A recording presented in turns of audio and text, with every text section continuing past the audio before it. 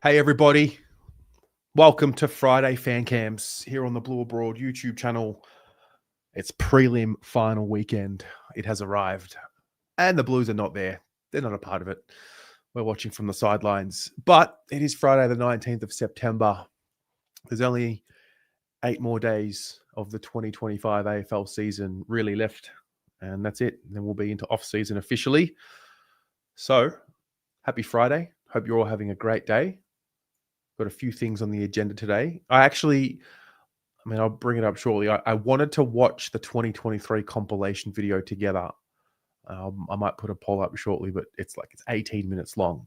I started watching it earlier today, and I thought, I think it'd actually be a pretty good thing for us to all go through again and remember what it was like when things were good and bad.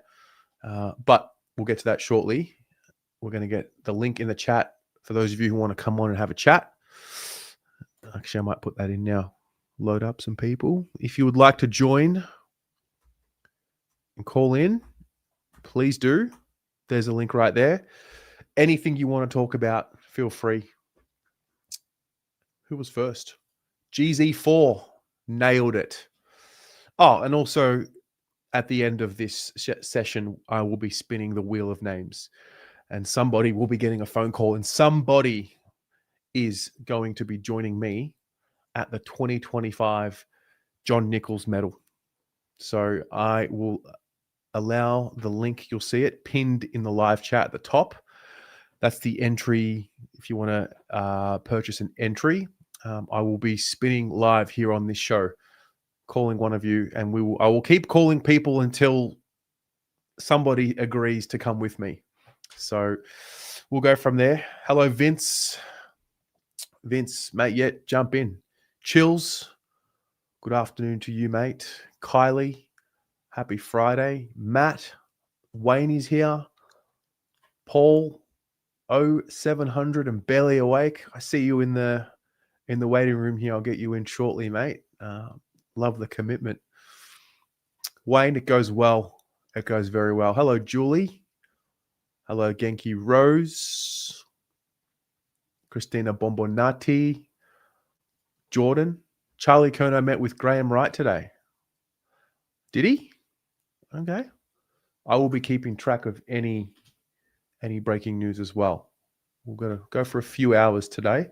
I'm going to the footy. So I've got a hard stop at about 10 past 6, quarter past 6. Riza, hello, mate. Damien, you are here. Maz, you are here. Rocco Morrow is here. Charlie Curnow back in Melbourne. Had lunch with Graham Wright. Curnow wants out. John Ralph has said Sydney are the best chance. Don't care what he has to say. What a bum-ass journalist. Cop that. Cop that. Some shots fired from Lewis. Oh, yeah, I see the report here. You know what? Maybe I'll share it. Hang on, let me find this link.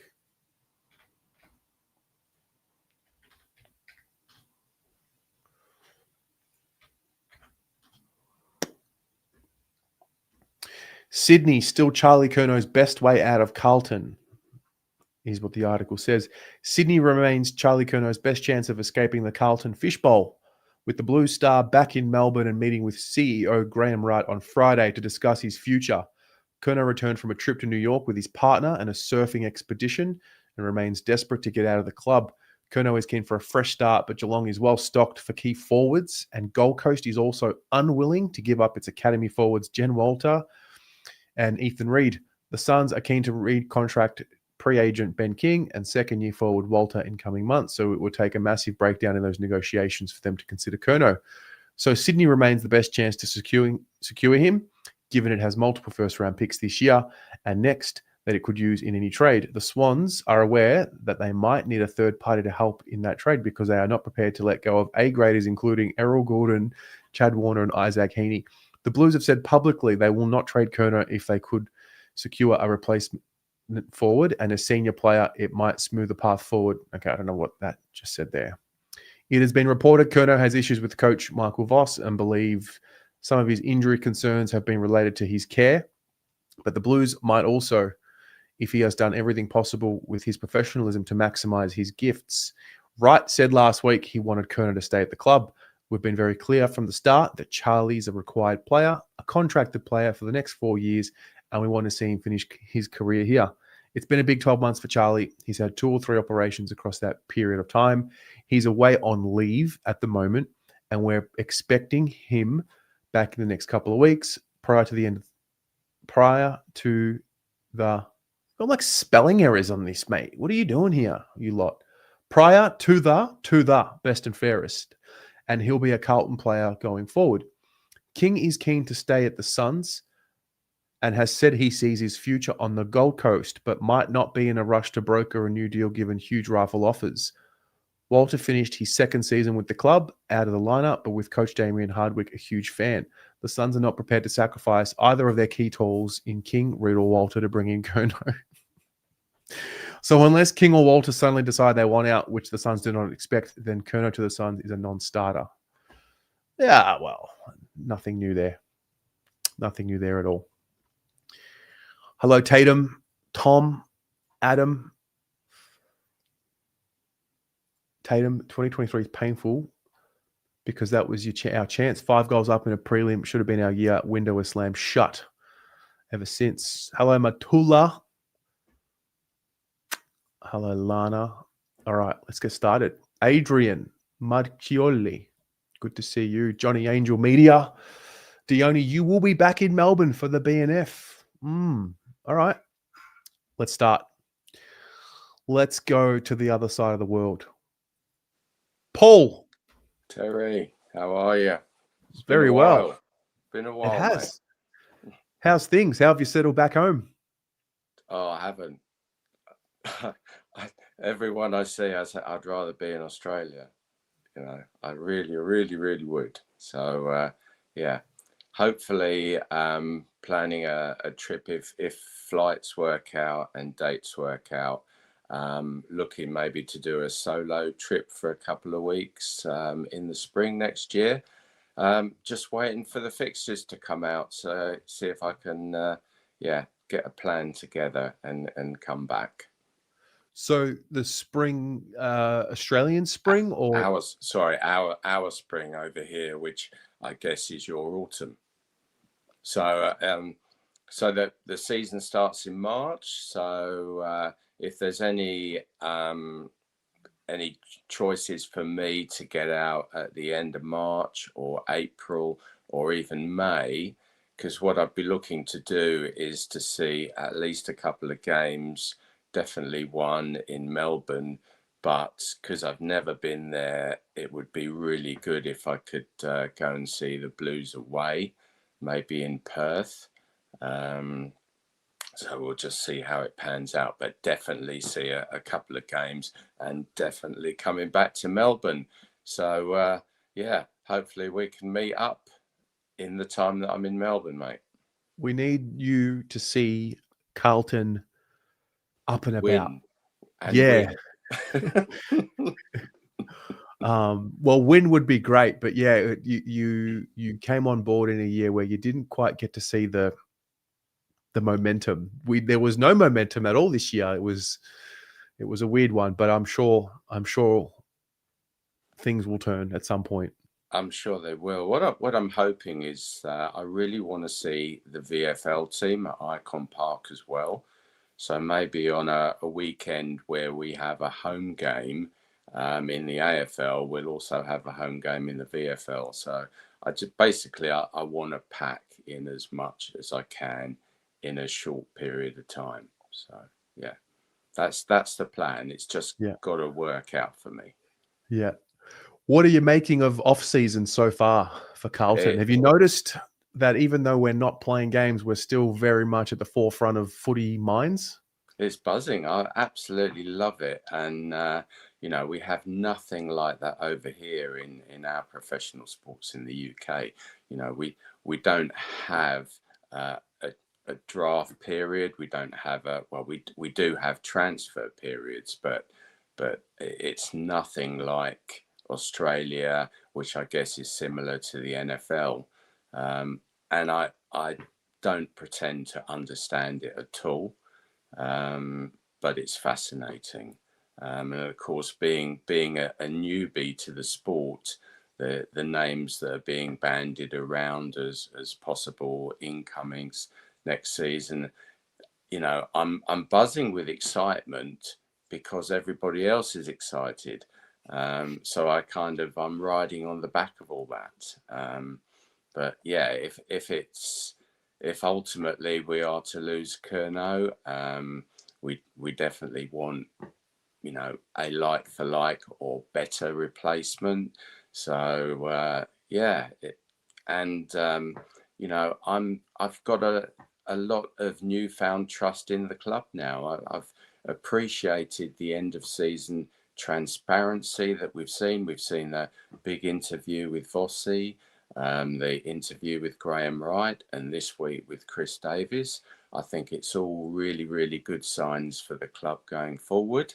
Long may it continue, because like all clubs, the heartbeat of any club is the supporters and the fans. And through good and bad, if you just keep talking, keep sharing, be as transparent as you can, then you'll keep everybody on board.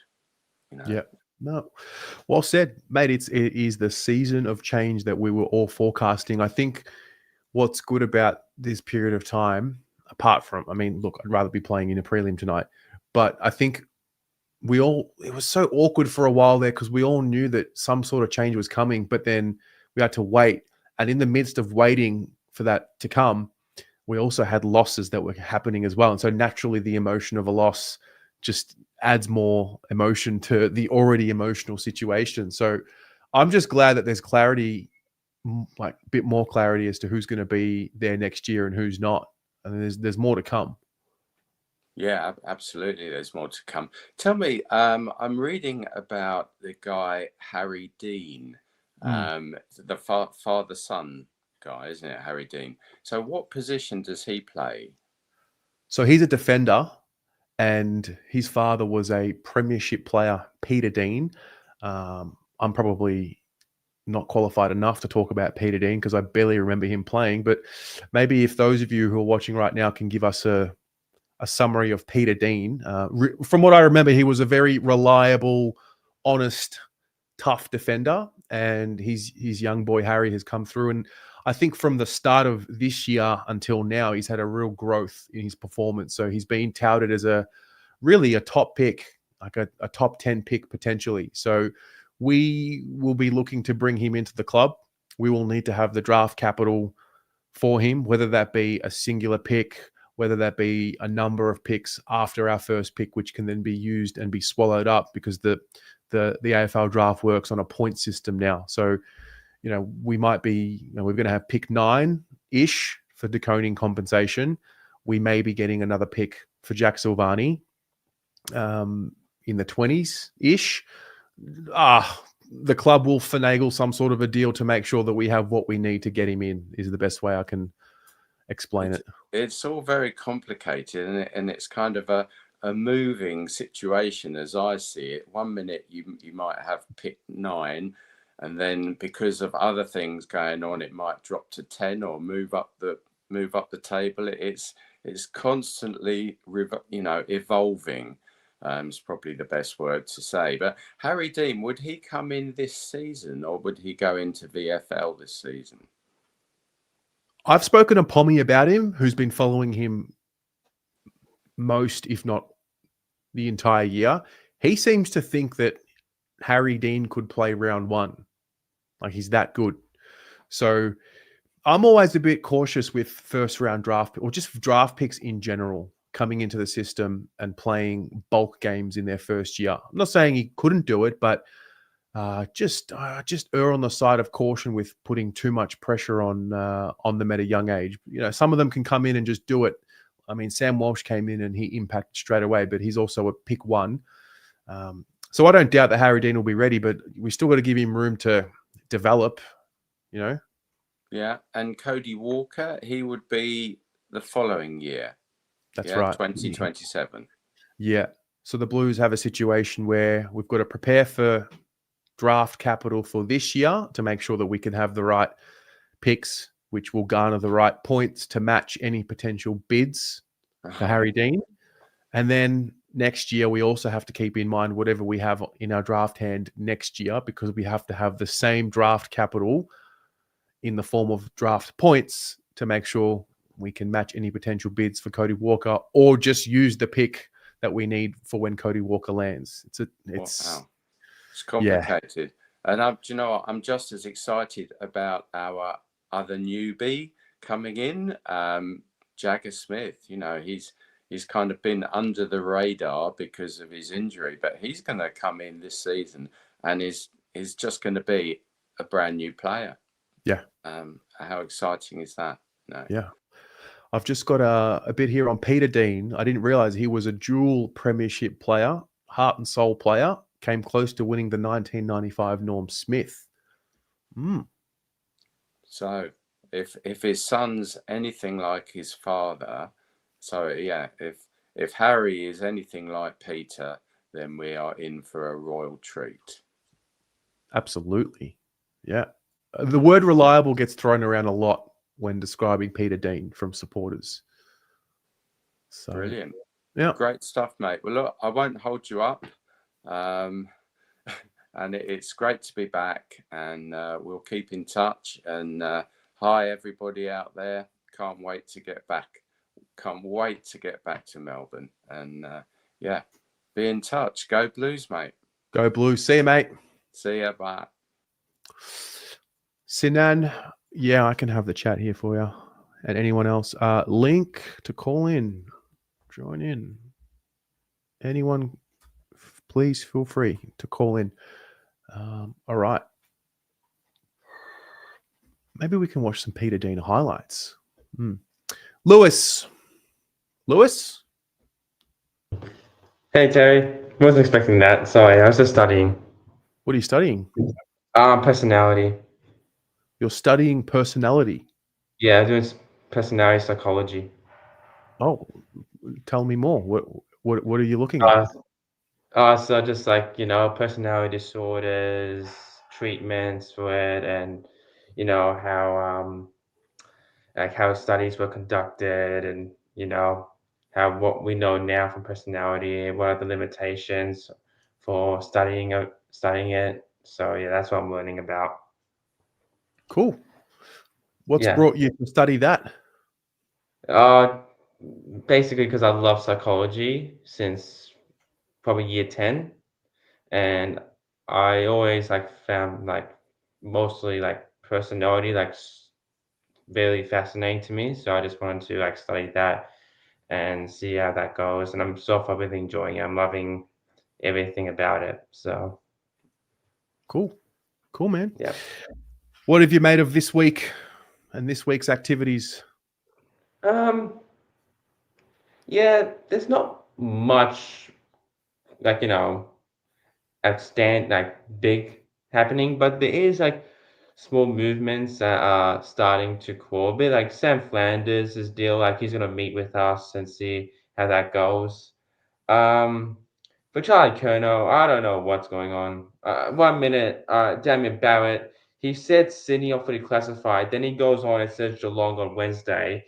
John Ralph says Sydney. Sam McClure says he's staying. I think, we don't know until the trade period just starts, and see what kind of trades Sydney, Gold Coast, or Geelong, of all people, trade up. I actually am looking forward to seeing Harry Dean. I've seen his highlights. He's a very good contested marker. I've seen him take 10 to 12 marks in one game. Yeah.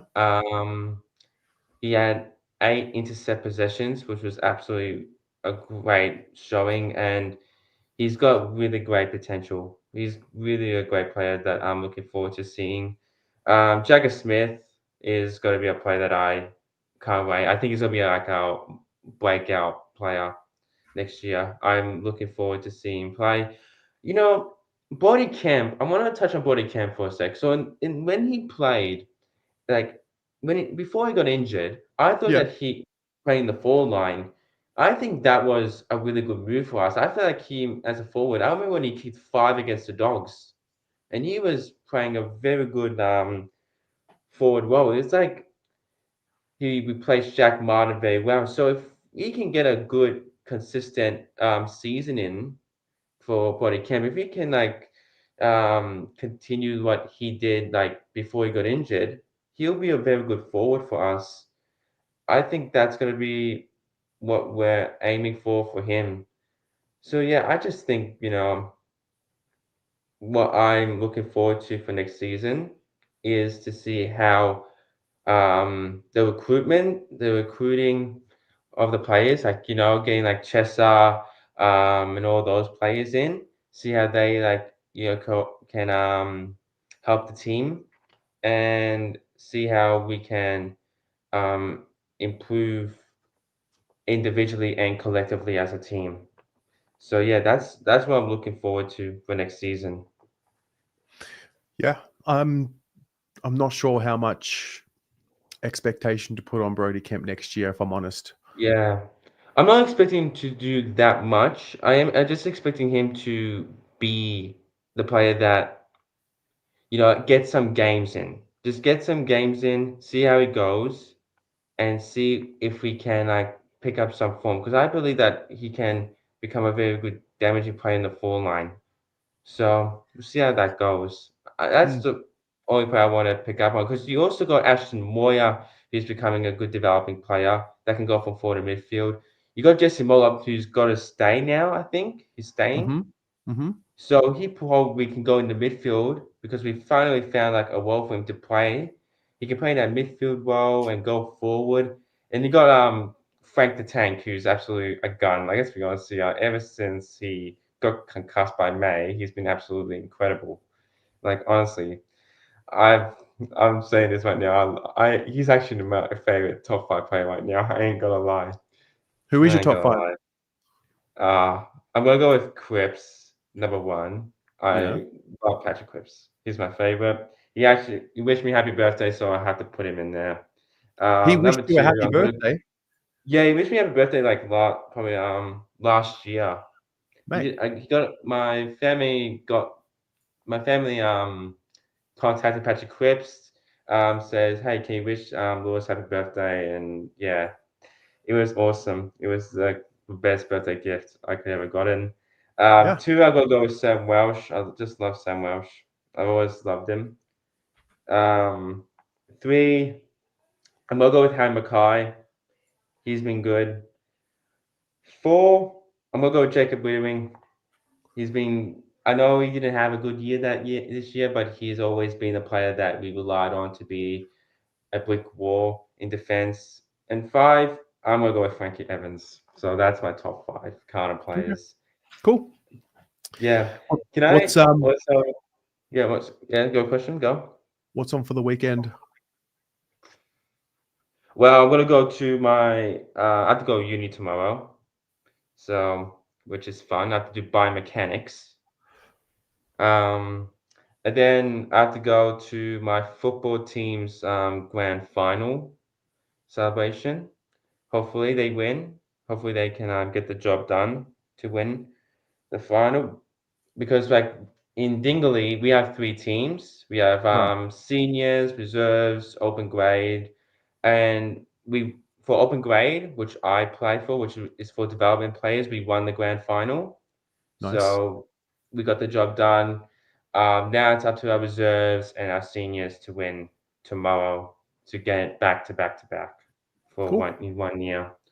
So All yeah, right. Carlton, if you want to learn how to win a premiership, contact me right now. Speak to Lewis. All right, Lewis. Oh, before I let you go, What's up? who's making the grand final? Which 2 teams? Um, I'm gonna go with Geelong. Okay. And I don't want Collingwood to make the grand final, but I just feel like they will. I just feel like Collingwood's gonna make the grand final and I feel like Geelong will win the flag. Geelong will win all the right. flag this year. By the way, before I go, do you know I have a dog now? I don't know you have a dog. What's the dog's name? Yeah, Bonnie. Is Bonnie Bonnie our a princess. is Bonnie a Carlton supporter? Yeah, she barks. She barks every single time I can't kick a goal, and like, but you know what? You should be happy because like Bonnie our Pettis. Bonnie, So you're oh telling my me god, you know Bonnie, that strikes me. you're telling me Bonnie's a blue? Is that what you're telling me? No. Bonnie our Pettis. So the first initials is BA, which is we were bored. Oh, I love it. All Well, right, send Bonnie all our right. regards. Yeah, I will. All right, thank you, All right. Terry, for having me See on, you. and hope you and everyone enjoys their nights. Go Blues. Go Blues. That's good stuff. It's an early zinger there for a Friday afternoon. Sinan, How's it going, mate? mate, it's going well. It's going well. How are you? Good, mate. I just want to actually thank you. I don't know if you remember, I called back a while back when all this Jack Silvani stuff came out, and I was like, how can they do this? This is bullshit. We didn't treat him right. By watching you a lot more often, you get to the bottom of it and you feel a lot more calmer now about Jack Silvani, especially given that we're going to get hopefully a band 1, I'm guessing, for him. Probably band 2. Band 1 would be a gift from the heavens for Jack Silvani, but we'll see. I hope so. But yeah, no, look, I feel a lot more calmer. And, I don't know, man. Like, how what I feel about this whole thing that's happening? I feel like they've come in, they go, this is what we're going to do. No bullshit. You're either with us or you're not with us. And then obviously some players were not with us and they've taken the other way.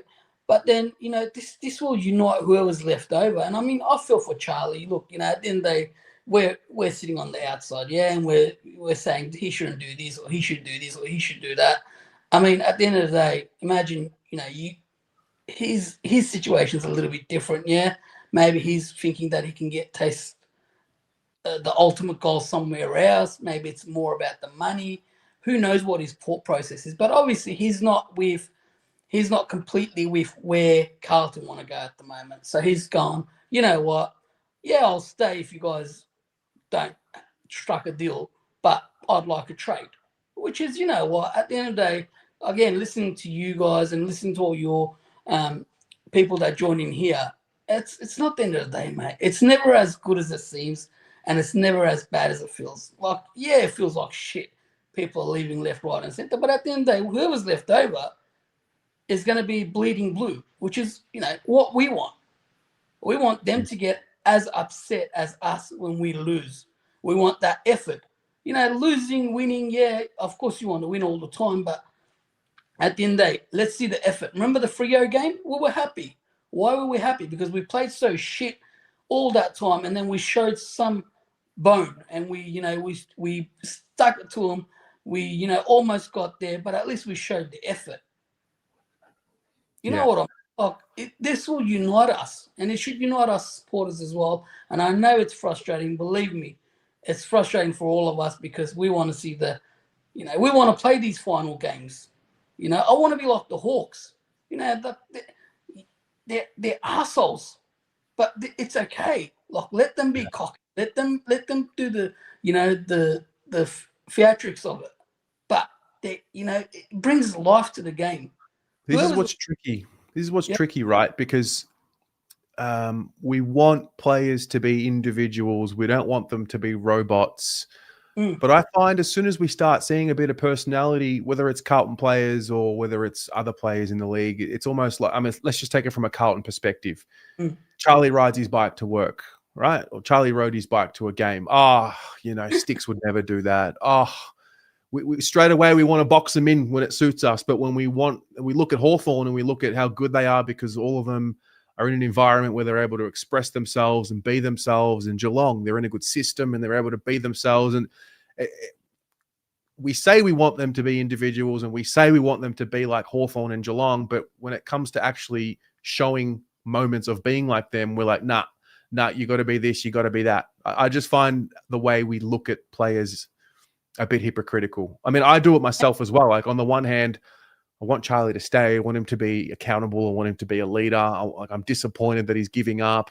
I'm disappointed that it's playing out like this. But then on the other hand, I think who cares? Like, he doesn't want to be here. Like, and these guys, their careers are short.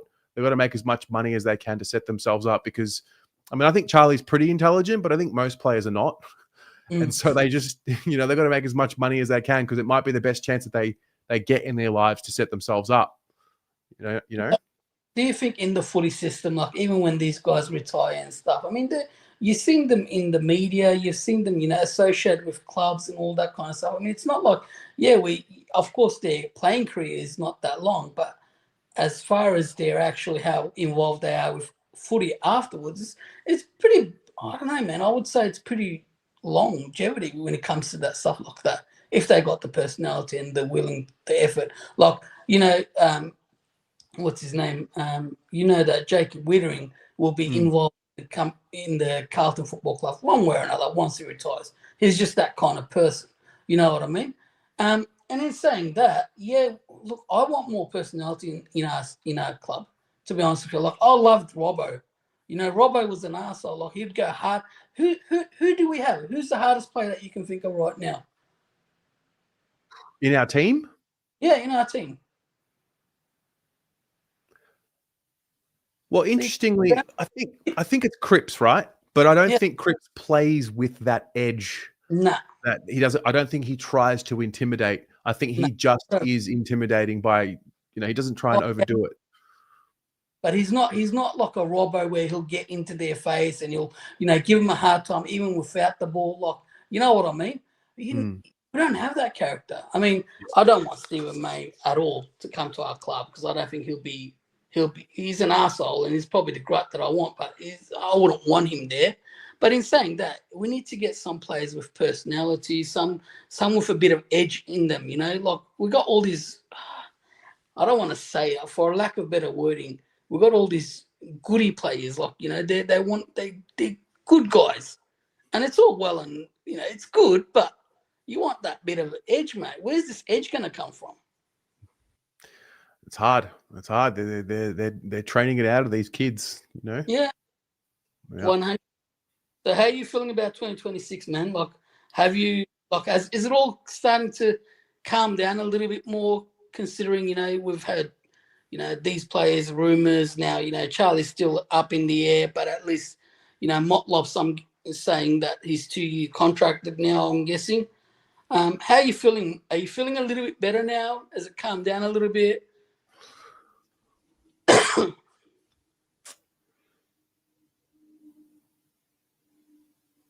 I feel pretty detached. My emotions from the club. I obviously love it, and I commit every bit of time to it. You all do. But I'm going through this period of time right now, which I think I need to assess in a couple of months when everything starts quietening down. Because basically, what's happened this year is we've been lied to again.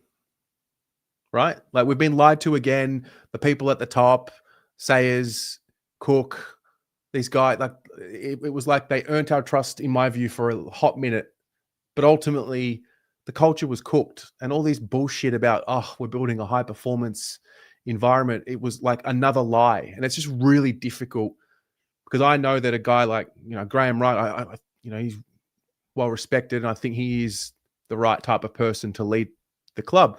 Chris Davies, I know, is the right type of person to be a part of the club. So, like, I trust them to a degree, but ultimately there's still this stench of you're fucking hopeless as a footy club. Like, you're disgusting. You're and so I'll be honest, like, it's tough. So I had to detach a little bit away and then you got old mate idiot earlier in the year, just like taking membership money, cash, and just being a fuckwit. Like, can we just weed out the fuckwits? Can we just, like, these mediocre people, can we just fuck them off for, like, properly, like, once and for all? That's how I'm feeling.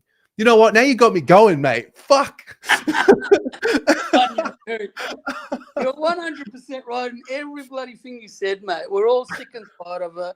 Like, I've seen everybody win. I remember when, like, because I'm obviously an immigrant. Like, I've come from Turkey. I've seen Port Adelaide win, man, and I haven't seen Carlton win yet.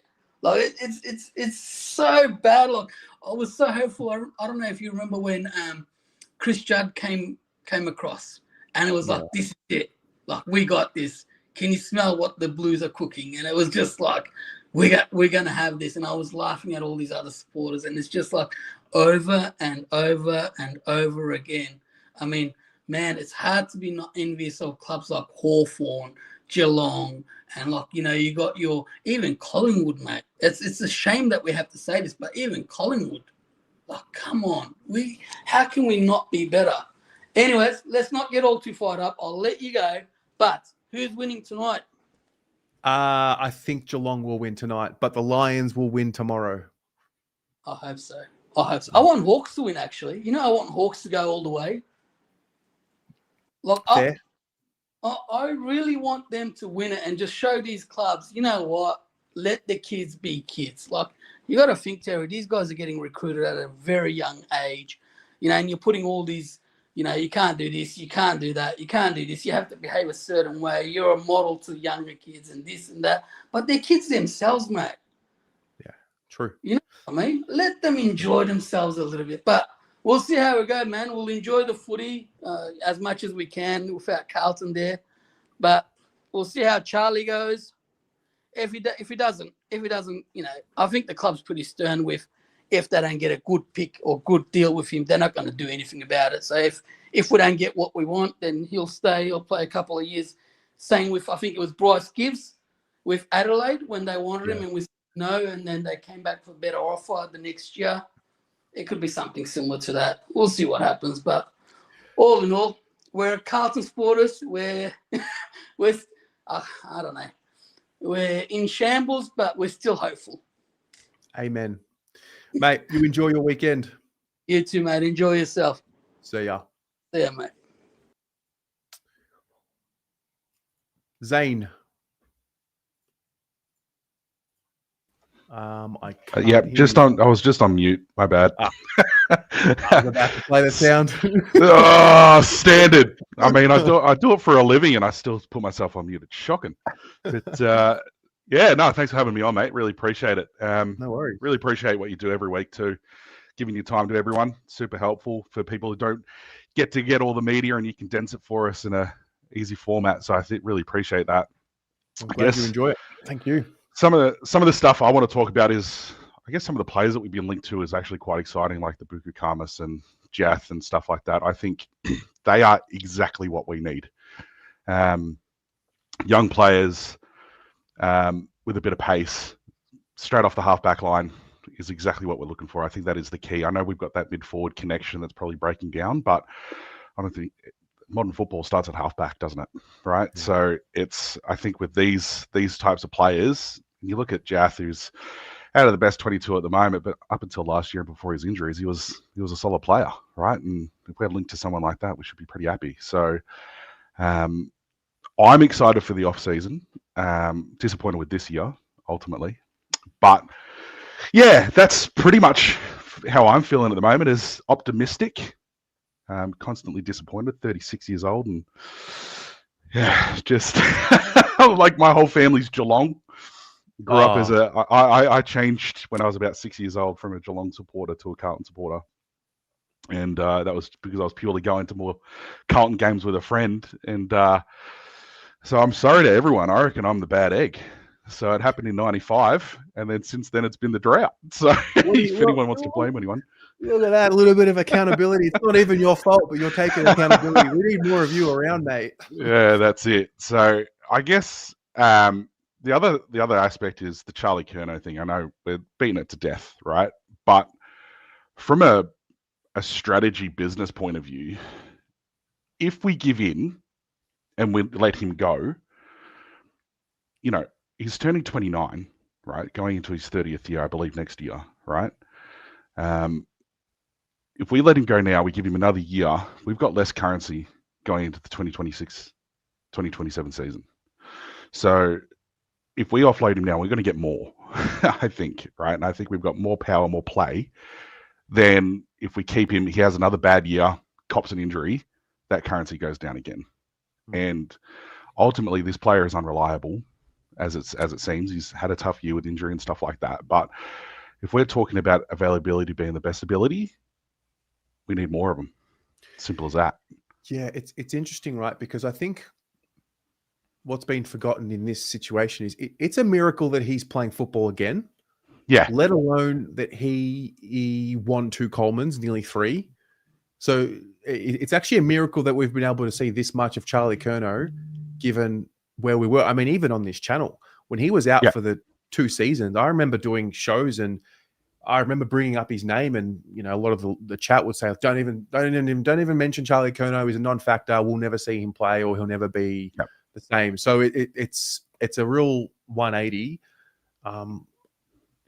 Okay, so what do you think? Do you think he's at his maximum value now, or do you think he's bringing at max back? value. He's had a Mm. dip. He's had a dip, and if there's a team out there that thinks they can get more out of him, and forget the surgeries, I think the surgeries are a non-player. Mm. I don't think they're. I think they're a non-factor. You get in the season, you can do a block of training to get up to it. As someone who's never done high performance, I'll be honest, but like it just seems you get people like Sam Walsh who will do a block of training whilst they're in the recovery and then come out and play like he did at the end of the season. I mean, for me, I think he's at maximum currency. We'll get more for him. I don't necessarily want a formative player. I don't want an Errol Goulden. I'll take picks, right? Because if you go into the draft, you get top 10s. You look at what Gold Coast did with 3 top 10 draft players 2 years ago, I think it was. Now they're playing finals, and they did really bloody well, considering they've never played finals before. And they took it to Freo, which was great in Freo. I reckon we just go, get rid of him, or anyone that needs to go that doesn't want to be there. This is the agent of change. We're looking for it, right? So That's true. I'm so excited about it. I think people got confused of what this change was going to look like. I thought they were going to see board members topple and coaches and not players. But now, if we're talking about accountability, there's accountability in these players, right? You wear the jumper, you work for the jumper, you be there, you commit, you get in. That's what we're looking for, right? So that's how I feel. I'll tell you what, if it's possible to get a player like Goulden, I personally would be jumping at that. It's like, it's going to be hard to get from Sydney. He was born there. Like, he was born there. He's grown up there. I mean, it's all of them. Well, what about, I mean, like, so Goulden from the Swans, if it was Gold Coast, I know that Walter's been thrown up. I like Walter as like the idea of Walter, a combative forward that applies pressure and whatever. I love Bailey Humphrey from Gold Coast as well. I would take a Bailey Humphrey over a Jed Walter. What about both? So, I mean, if we could have both, I mean, that would be. Would you do Bailey Humphrey and Jed Walter for Charlie Curnow in a second? Absolutely. I don't know if I'd go Jed Walter. The fact forwards take a while to develop. Harry Mackay didn't play in the seniors for a good 4 years. So I know Jed Walter is, in his second year, I think, wasn't he? So I would take Bailey Humphrey and a Sam Flanders. I would take that deal. I love Sam Flanders. I just don't know if this back issue that he's got. I didn't realize what the injury was until I did the video the other day, and he spoke about it in one of those press conferences. His L4 had a bulging disc in his L4 L5, which is pushing onto his sciatic nerve, which goes down to the leg. They're nasty. So yeah, I don't know if that's manageable. Sorry, it is manageable. I don't know the level in which that is manageable for him to play in 8 more years from this year. So yeah, but I do. He really caught my eye in 2023 and 2024, and I just thought, shit, like this is like a young Sam Doherty. Yeah. So, I think, it's a really interesting. I mean, I'm big on getting youth.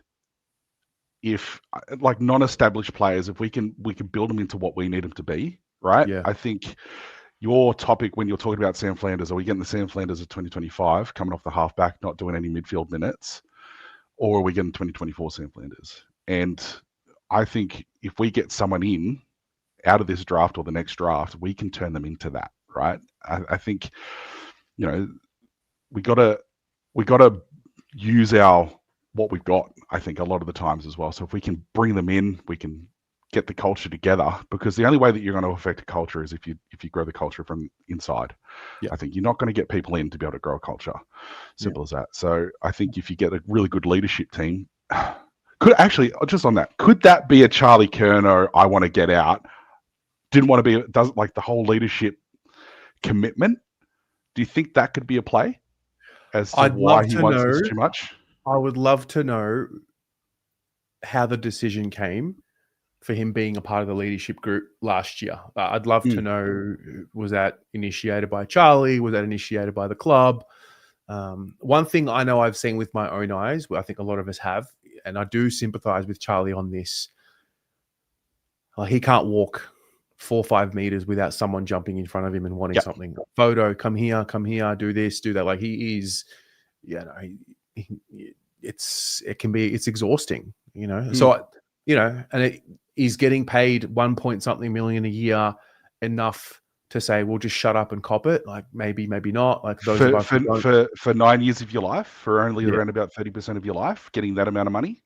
Yeah, I know. So it's interesting because it's easy to say it on this side of the fence, isn't it? Like it is, and it's easy to say, oh, you get paid $800K a year, so don't be sad. It's very easy to say it because we all think that money means happiness, but it's not true, So it's what's tricky is that narrative around him not wanting to be a part of the footy bubble and the lifestyle and being in the spotlight, but he is a bit of a look at me kind of player. Yeah, he is. He like keeps it going, he celebrates, and he makes it known, which is fine. That's what a key forward is in the game. They're usually give it to me, I'll get the job done type player. So I'm navigating through understanding that, and I don't think I ever will, because none of us have played. That's it. No one's played elite sport, right? And if there's anyone here who has, let us know. But I think it's so easy to criticize on this side of the fence, and I think it's because we find, or we want to know, if they feel what we feel, right? And it's like, do you hurt like we hurt? When you are talking to your mates, do you go, are you sometimes embarrassed to talk about that you're a Carlton supporter? Because that's the feeling that you get sometimes, right? Is that you go, oh yeah, I'm a Carlton supporter, another year, it's one of those things, right? It's a tough one. So I guess from my perspective, you just want effort, right? And there was a lot of this year that there was just no effort, easy mistakes and stuff like that. And I want to take my 6-year-old to the footy and be excited about it, not going, oh geez, what am I setting you up for, man? It's child abuse. Yeah, that's it. Let's get DHS at my door. It's a tough one. But look, you look at the teams that are in it this week, they totally deserve to be there. Like, totally deserve it. And you can only strive to be like those teams. And I think, I want Geelong to go all the way, not just because my family's there, but it's something to strive for, I think. And you can see the consistency that they've had for, what now, 20 years, since their dip in 2006 where they made no finals and the wheels were falling off, and then all of a sudden a flag. Like, must be nice. It would be, but I have to deal with them all. That's the problem. But who makes the granny? Who's there next week? Well, I've got Geelong by 7 goals tonight. I reckon they're going to pump them. Yeah, I reckon it's going to be another one of these first half battles, and second half just knock them out of the park, like it has been the last couple of weeks. So Geelong and Brisbane. That's who I've got this year. Nice. And who wins? I don't think Brisbane have enough to kick enough goals in a grand final under the pressure. They're really going to miss Joe Danaher if they make the granny. See how it plays out, mate. Yeah, absolutely. Thanks, Tez. Appreciate it, man. See you next time. Bye. Webby. No. Salad.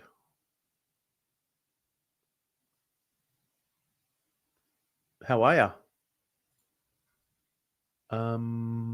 Can't hear you.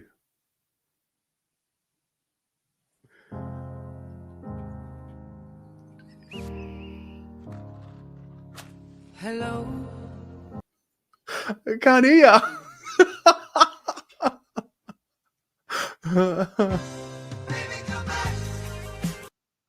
Where are you?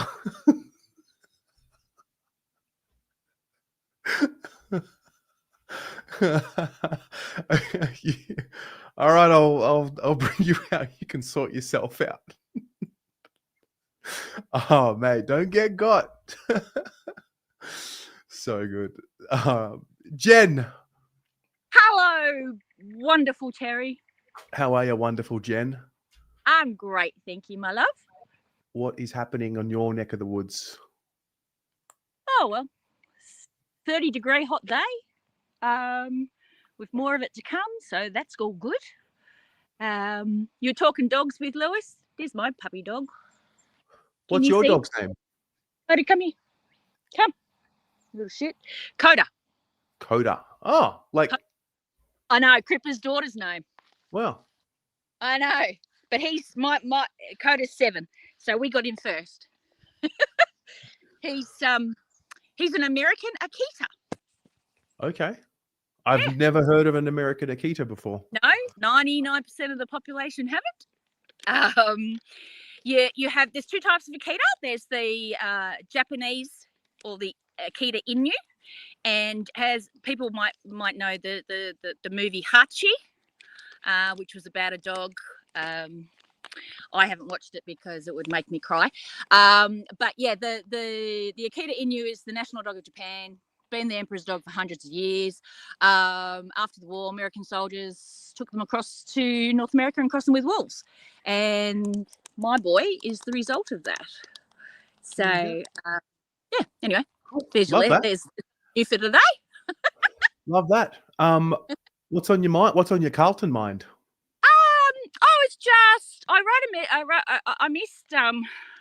missed one of your updates the other day to be able to comment. But look, you know how loyal I am. You know I love my boys. And I don't care. I'm happy to say I'm a Carlton supporter. But I have a real issue with this whole one, I don't understand the trade thing very well. I know you guys have tried to explain it, but it still goes over my head. But the thing that my thing is that Australian rules football, or the Australian Football League, Australian rules football is Australian. It's different from any other sport. Yes, there are similarities where we might have a bit of this and a bit of that and a bit of that from all the other different sports, but it is our sport, yeah. And I have a problem with this whole breaking of contracts and all of the easy moving around and swapping teams and yada yada yada, where it is so NBL-like. So NRL-like, so American football-like, and I don't want us to be like them. Yeah, we're unique. Do you know what I mean? Tricky. Yeah, and I mean, now that we've brought in free agency, I think every year that goes on, it's going to get more and more like this. I was having a conversation earlier today about it, and I thought, okay, well, players will move to set themselves up and get paid financially well and, look after their families. Like, fine. Why do we have a salary cap?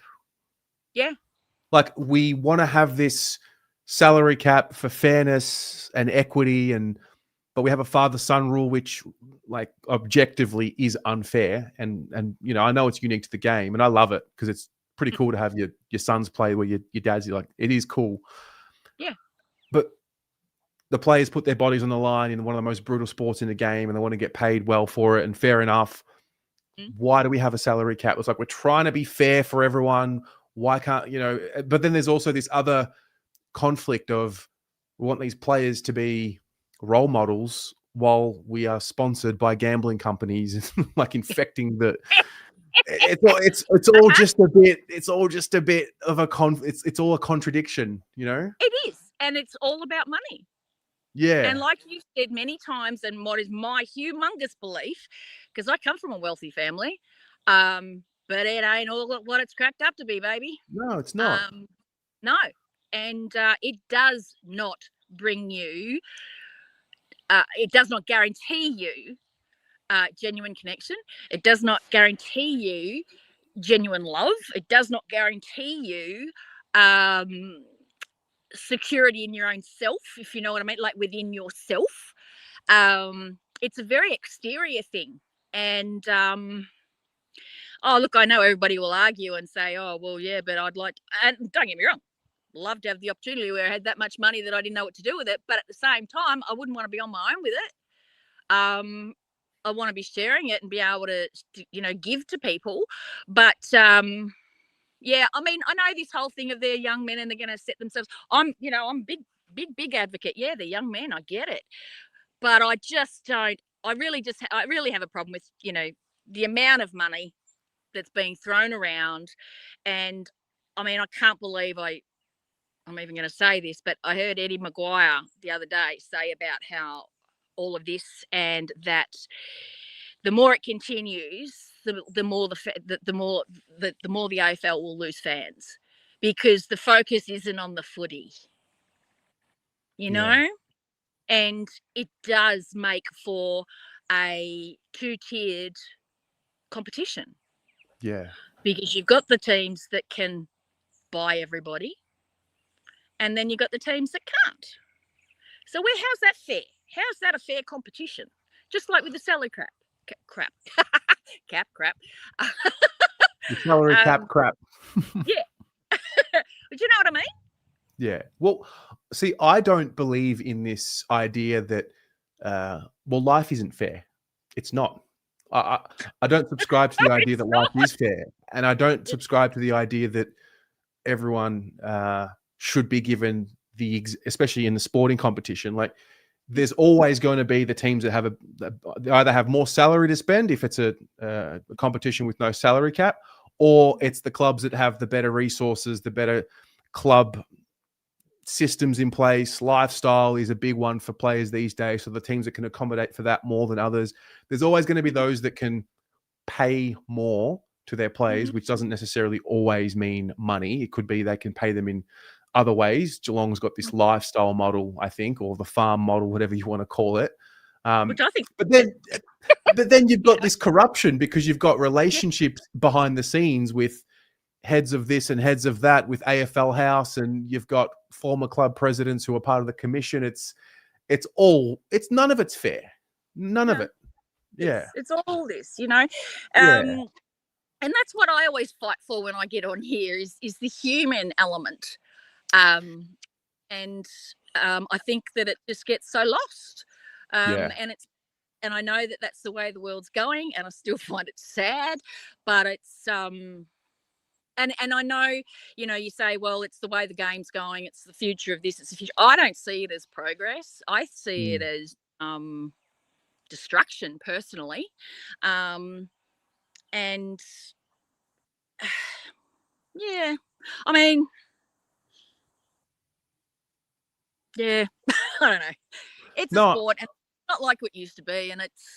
I'm with you, and it's interesting because I think those of you who watched Carlton in the 70s, you know, 60s, 70s, it was a different culture back then. You know, the players had other jobs; they weren't paid as much, and in a really funny way that brought them more gratitude for the game. And you see that now with the AFLW. A lot of them are, you know, they've got part-time jobs, and I mean, they fucking love playing for Carlton. They love it. And it's funny what happens when you are given everything, you are given more money, you are given more resources. It's never enough. You don't have to be passionate, you know, do you know what I mean? Like, well, I'm getting paid. I'm set up. I'm that bloody wealthy. I can get any bird I want, you know, and whatever, you know, that sort of thing. And I just think it's just my belief. I mean, I've been following him for 50 plus years. Wow. Yeah, to watch the downward slope of it all, or downward slide of it all, it's just disappointing. But having said that, that's the AFL, and that's all the managers, and that's all those whole people who do it all for money. I love Carlton. I will always love Carlton, and I am so excited. And I don't get excited except maybe about this. But I'm so excited for 2026. Yeah. All of the father-son thing and all the rest of it, the ones that we may be able to get in the future, and that that excites me. Like you said, how amazing to be able to play where your dad played, and that sort of thing. But then that they're true blue too, like it's ingrained. that so and like I've said before, as far as Charlie's concerned, just man up and tell us the truth. And then let's just bloody move on, because I couldn't care either way now. And I also thought, well, I'll save you a phone call so you can just tell me that I'm getting the tickets to go to the B&F with you. We'll see. Hey, you've got 50. I'm here. Tell me now. Come on, Terry. Hey, I'm a man of my word. I'm a man of my word. 6 p.m. I will spin that wheel of names, and I may be calling you. We'll see. Well, I'll be very upset if I don't even see my name when you're spinning. How about I give you a call anyway, no matter what happens? Okay. I started looking at flights and hotel rooms last week. I started looking at outfits, so I've got it all sorted out. So, I'm ready. All right. I hate to disappoint you, but 6 p.m. will come and we'll see what happens. All right, then. All right.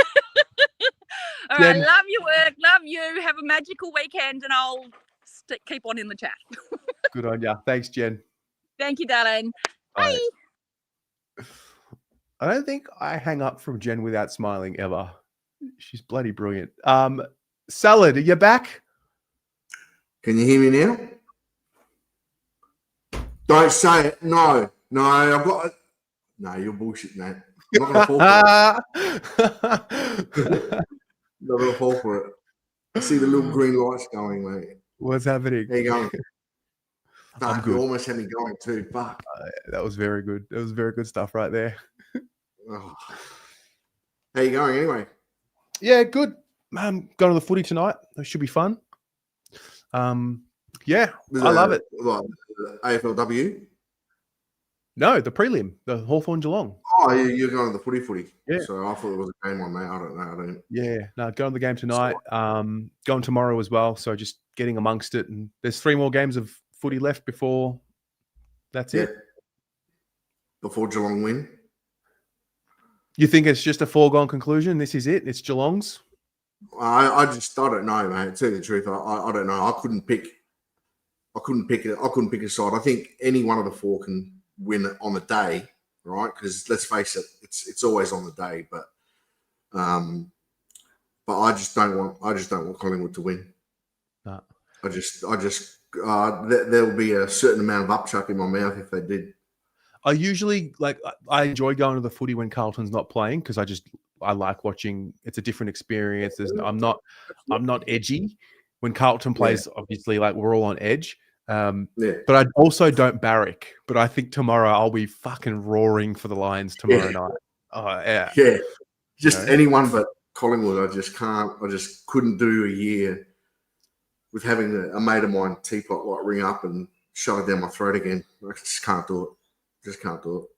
No, not gonna do it. What have you if they seen? win, I'm getting a new number. That's it. I'm not going to listen to it. What have you seen this week that's caught your attention? Well, I watched. I watched your. I haven't watched a lot of YouTube lately, but I did catch your little thing on Buku's. What's his name again? Blue I thought that was pretty good. Yeah. I thought that was pretty good. I mean, it doesn't really matter who.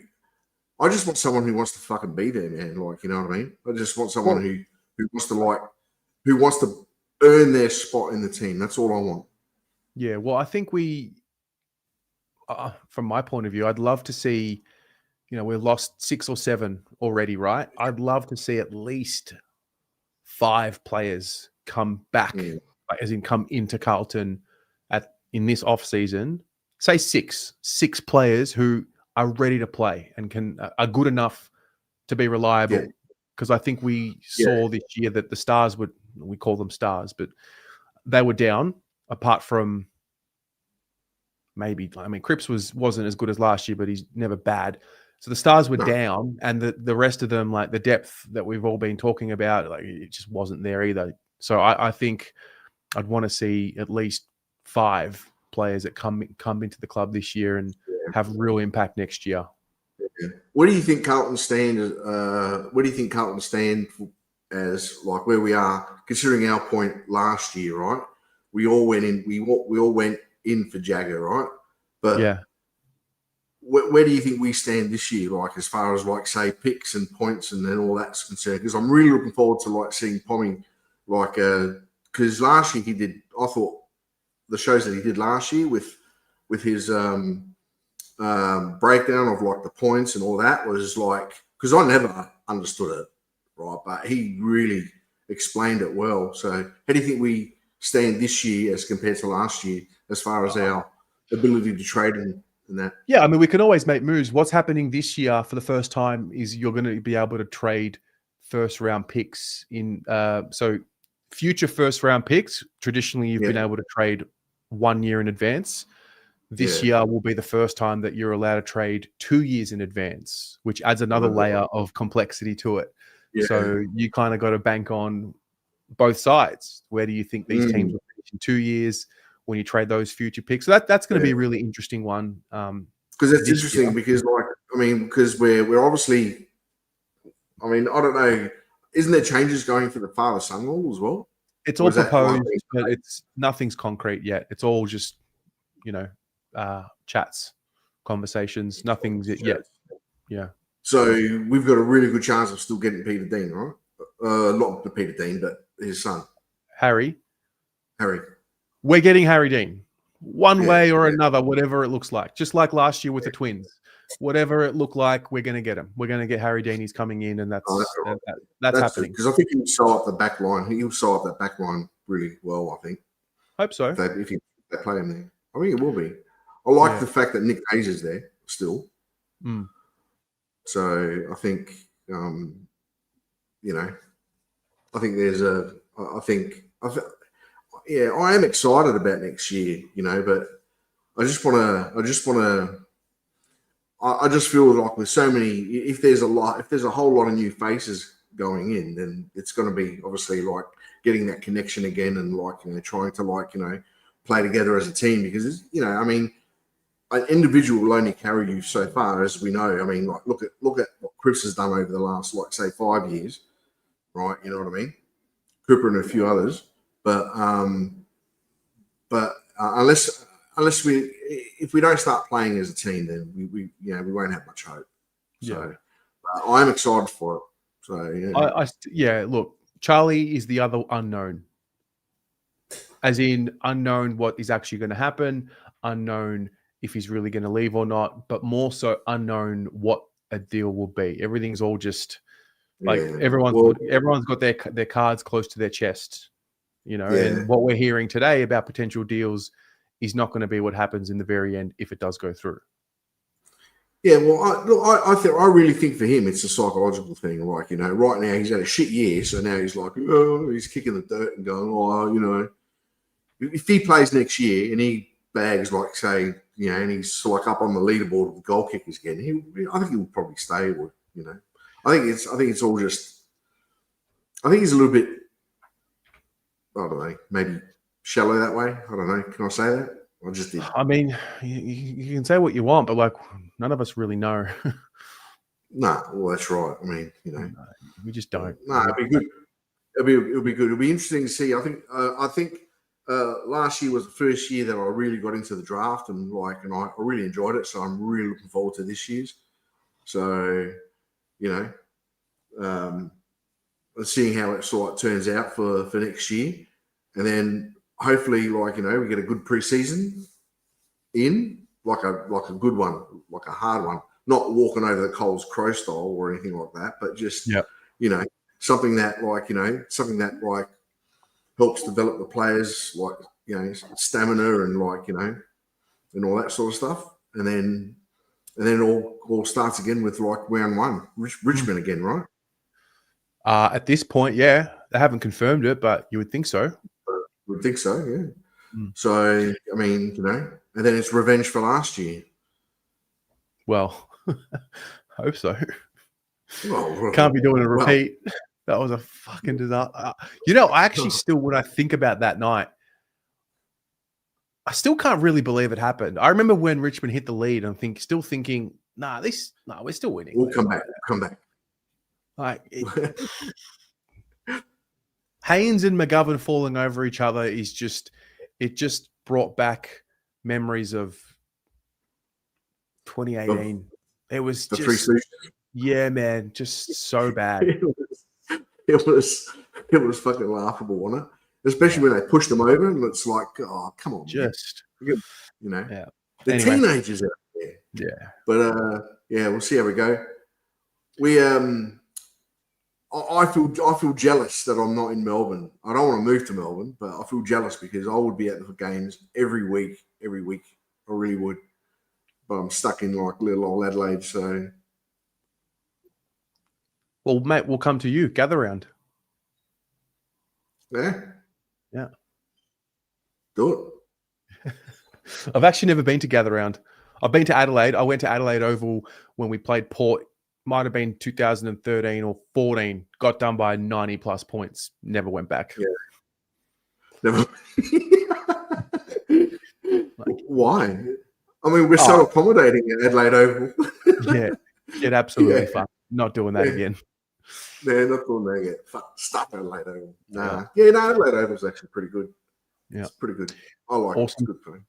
All right, mate. I will leave you to it. Thanks for calling in. See you later. No worries, man. Good to see you. All right. See ya. Webby, get in here, mate. Great, man. How are you? Very well. Where are you? I'm just at home. Oh, Where are you? I'm in the studio, aka also at home. No, you just look like you're in a real happy place. Oh, yeah. Thanks, mate. Thanks. Yeah. I'm going all right. That's good. Are you feeling the calmness of not having to be angry at Carlton every weekend? Yeah. It's been a pretty quiet off season, hasn't it, Terry? Very quiet. Just waiting for someone to say something. You know, it's weird. Yeah. What's going on? Why aren't we being talked about? Isn't it amazing? Like, if we actually strip it back, like, we are talk of, like, we'd be top 3 constantly spoken about. I would say we've been spoken about more than some of the finals teams. Yeah. Yep. For clicks. But That's we all love clicking anyway. We can't help ourselves. I know a couple of people have come on here and they're a bit worried about the father and son.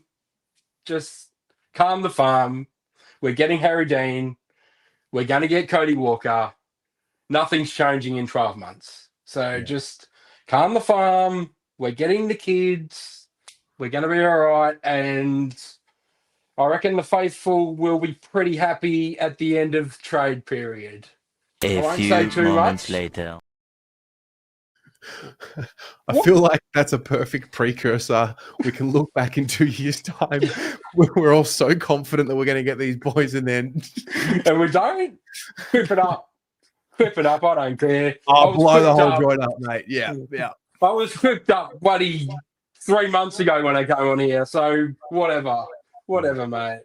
Whip it up. What have you made of? Did you watch Chris Davies the other day? Yes. Yeah. Is it too early to have an opinion on, or I mean, do you have an opinion on the appointment? I think he's a ruthless bastard. Yeah. I really liked his interview. I really liked how he said time is of the essence, basically saying we're here to win it now. which is far cry from Harry Mackay at the start of the year, saying apprenticeship doesn't define him. Like, I don't want to go back to all that, but it's all about messaging for me. Graham, like, the fucking adults have entered the room now, Terry. Graham Wright and Chris Davies. The adults have now entered the room. Finally. Yeah. It's about on-field performance and not so much off-field. And the tail will no longer wag the dog. Correct. Yeah. Mate, it's crucial. It's interesting because I think the conversation over the last few years, at some point, I think a lot of us were saying the players have got to. I mean, the club builds the infrastructure, builds the environment, provides the players with the resources that they need, and does all the off-field stuff, raises the money to build the facility, and all of these things. At some point, the players have got to take accountability for the culture and do it and take control. But it looks like clearly these players in this group, as a collective, were not ready for that.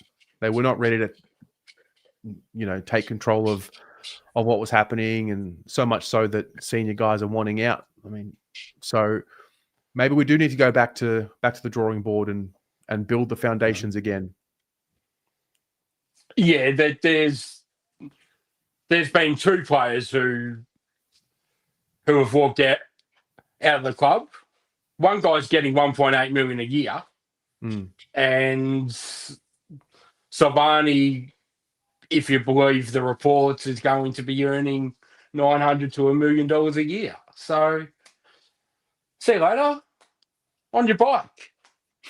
You know, it's so true. Fuck off. If you don't want to be, fuck off. If you don't want to be here, piss off. Yeah, it just has to be that way, though.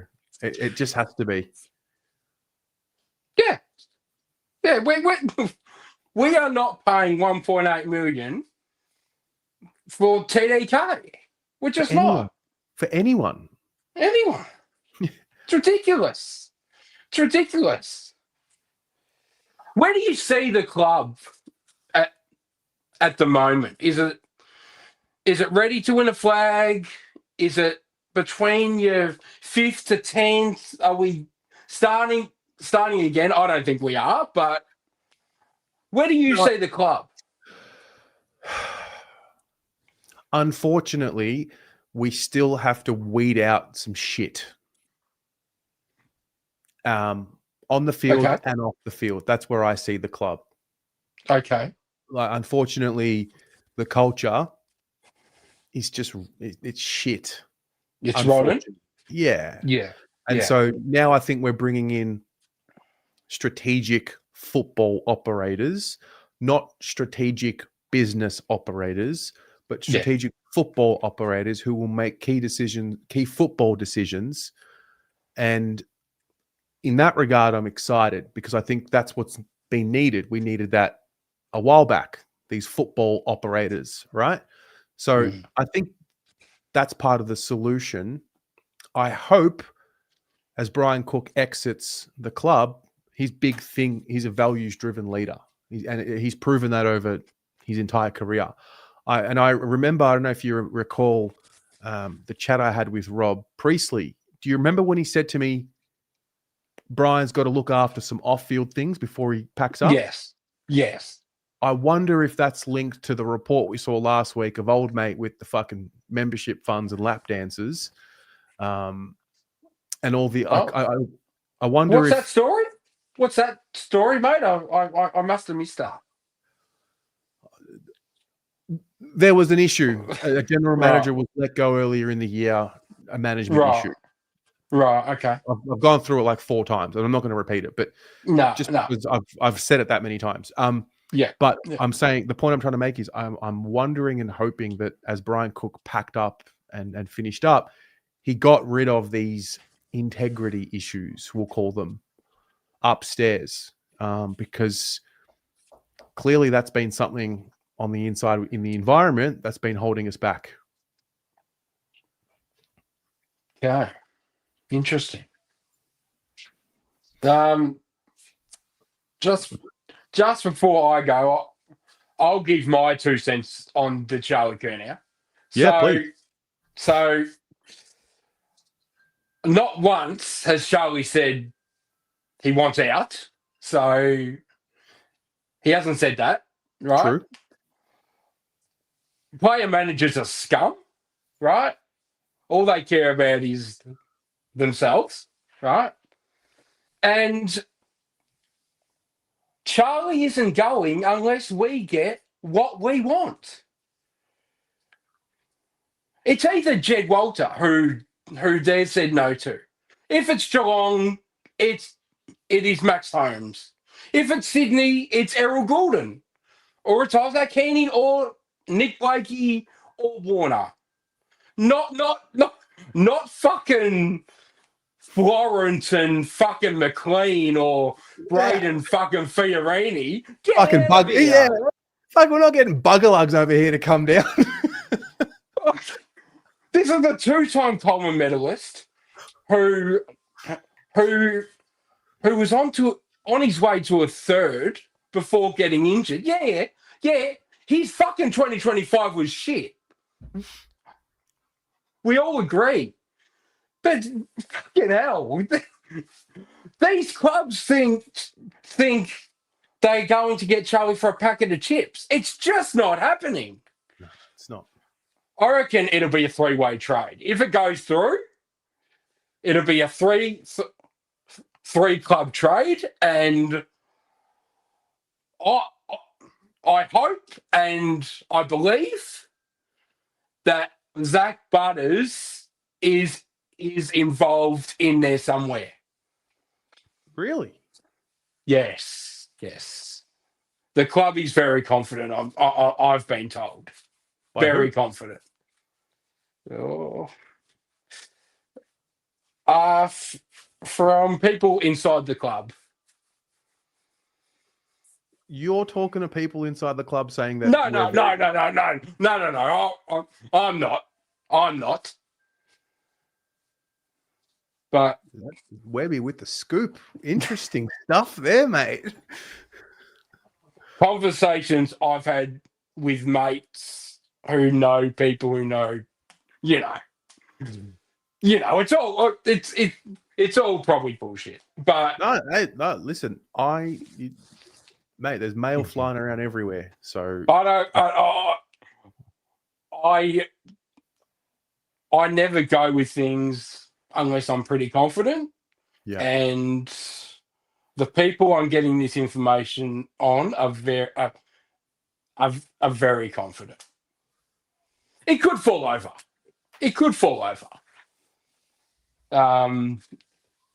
They're also confident in getting a medium-sized forward from Melbourne who looks like he's going to be coming across as well. Does his surname start with F and rhyme with Frick? Yeah. Yes. Have you heard that one as well? Mate, I've read it all. Yeah, I've read it all. I've also heard it all. You know what I heard? I've heard it all, bro. I've heard it all. Do you know what I heard, Webby? What? I'll tell you the biggest scoop that I heard. I heard that the Carlton Football Club used to be elite. And once upon a time, you used to go to games and you just knew that they were going to win. I heard that is what reality used to be like. I'm still waiting. So am I. Anyway. So, yes, we'll be okay. If Charlie goes, we'll be okay. Yeah. I don't think he's going, but. All right.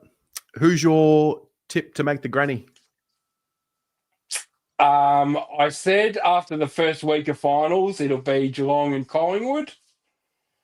I still think Geelong will get through tonight, but as you said before, I'll be barracking my ass off for Brisbane. Oh, can't wait. No. And you're going? I'm going. Yeah, I'll be there. All right. Yep. Can't wait. It's almost 5:30, so yeah, I'll let you go. 5:30. All right, mate. Good to chat with you. Take care. See you, mate. Bye. See ya. Andy. Tezza.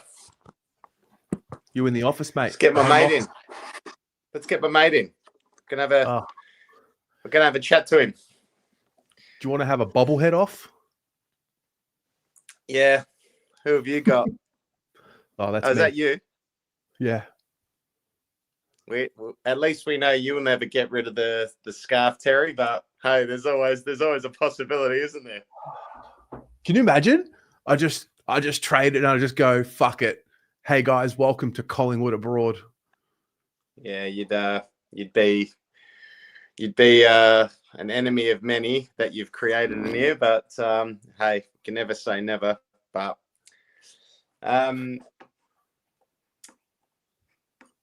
I've just wanted to. I love hearing, like, I guess one of the best parts of this channel is like hearing other people go through all the range of emotions that you go through. And your last caller, like the amount of times that I've done, we're not taking these bloody muppets for Curnow. Like, you're gonna have to sell the farm. We've all done that spill, but ultimately, none of us know what's going to happen. If we did, we'd all be billionaires. But I think the reason why we're doing it is to put it out there in the atmosphere that Carlton aren't going to get sucker punched with this trade, because there's a fear that we will, because all these clubs are like, oh, we're not getting rid of our best for him. We'd love him in our club and we're probably going to get him and we're not going to give you anything back. So that's just driving people mad, like the arrogance of Chris Scott and Damien Hardwick and, Dean Cox now, like, oh yeah, we love Charlie Curnow, but we're not giving you anything for him. So it's just this mental mind game, like, before it's even begun. So I've tried to stay away from it, because it's just like, it's sapping the life out of me just thinking about it. So that's one. I liked what you said about, like, the life not fair mentality, right? So I'm a firm believer that the AFL is going down the road of, like, I won't even say the Premier League, but like the Spanish soccer league. You've got Real Madrid and Barcelona. They're always good. And then everyone else just sort of makes up the numbers. The AFL seems like it's becoming like that, where it's Sydney, Geelong, Brisbane, Hawthorn, Collingwood. And then every now and then you get another team that makes the 8. That's just how it's becoming. And it's funny, like, we're so governed by cap space. So it's like, well, how do the good clubs keep doing it? It's because they get more things right than they get wrong. So it's not an accident. It's like that because they are just better. And then I think you get all these old school people, the old school Carlton fans, who I love, by the way, because I support Carlton because of the old school Carlton fans. But they're like, oh, it's not fair. Well, Carlton used to buy premierships. Even in our era, they've tried to buy things. Chris Judd, they bought Chris Judd. Did it give him ultimate success? No. So, it's a contradiction to be having a complaint about the good clubs, because we used to do it back in the 70s and 80s and 90s, and we're still, up until a few years ago, have tried to do it, and it just hasn't worked. You have to be good to win a flag. It doesn't happen by accident. You can't just go out and get one player and it all happen. So I think people there's a few more really elements need now, isn't there? There's a few more elements. It's you've got you've got to recruit the right players, and then you have to develop them, which means your environment has to be right and your program has to be spot on. Your whole footy club has to be in sync, all tracking in with the one goal. And ultimately, every club should be wanting to win a flag. But let's be honest, not every club is, because of where they're at with their list and whatever. So the clubs that get there and get to the business end, they're all tracking in the right direction. They all know what they need to do and when they need to do it. There's a little bit of luck involved with injury and personnel, but ultimately it's no accident that they get there. That's why Geelong get there every year. If, like, Geelong misses a finals, I'm just using them, it's like 1 year and then they're straight back in. Like, something happened that year, they got a bit unlucky, and then they're straight back in. So, yeah. Another thing I wanted to touch on, new recruits. It's very funny, like, looking at all the people that want to come. So we've got that Reedy from Fremantle. We've got that Campbell Chesser, and I hear people go, oh, I'm so excited. And it's like the hope versus the reality. So, like, if I'm a betting man, I'm betting that next year we're going to be worse than we are this year, right? That's what I think right now. Before I've seen the trade period, that's what I think. I think we're going to go less. We're going to win 7 games. And if there's anything that we're going to do, it might be the year after. Now, that's me just being realist, pessimist, however you want to put it. So the recruits that we're getting in, they're not needle movers. They are players that can't get games at their current club through one way or the other. And there's this optimism and hope that a lot of fans have because they're just so sick of the shit that they go, oh, maybe these guys will just come in and be these superstars.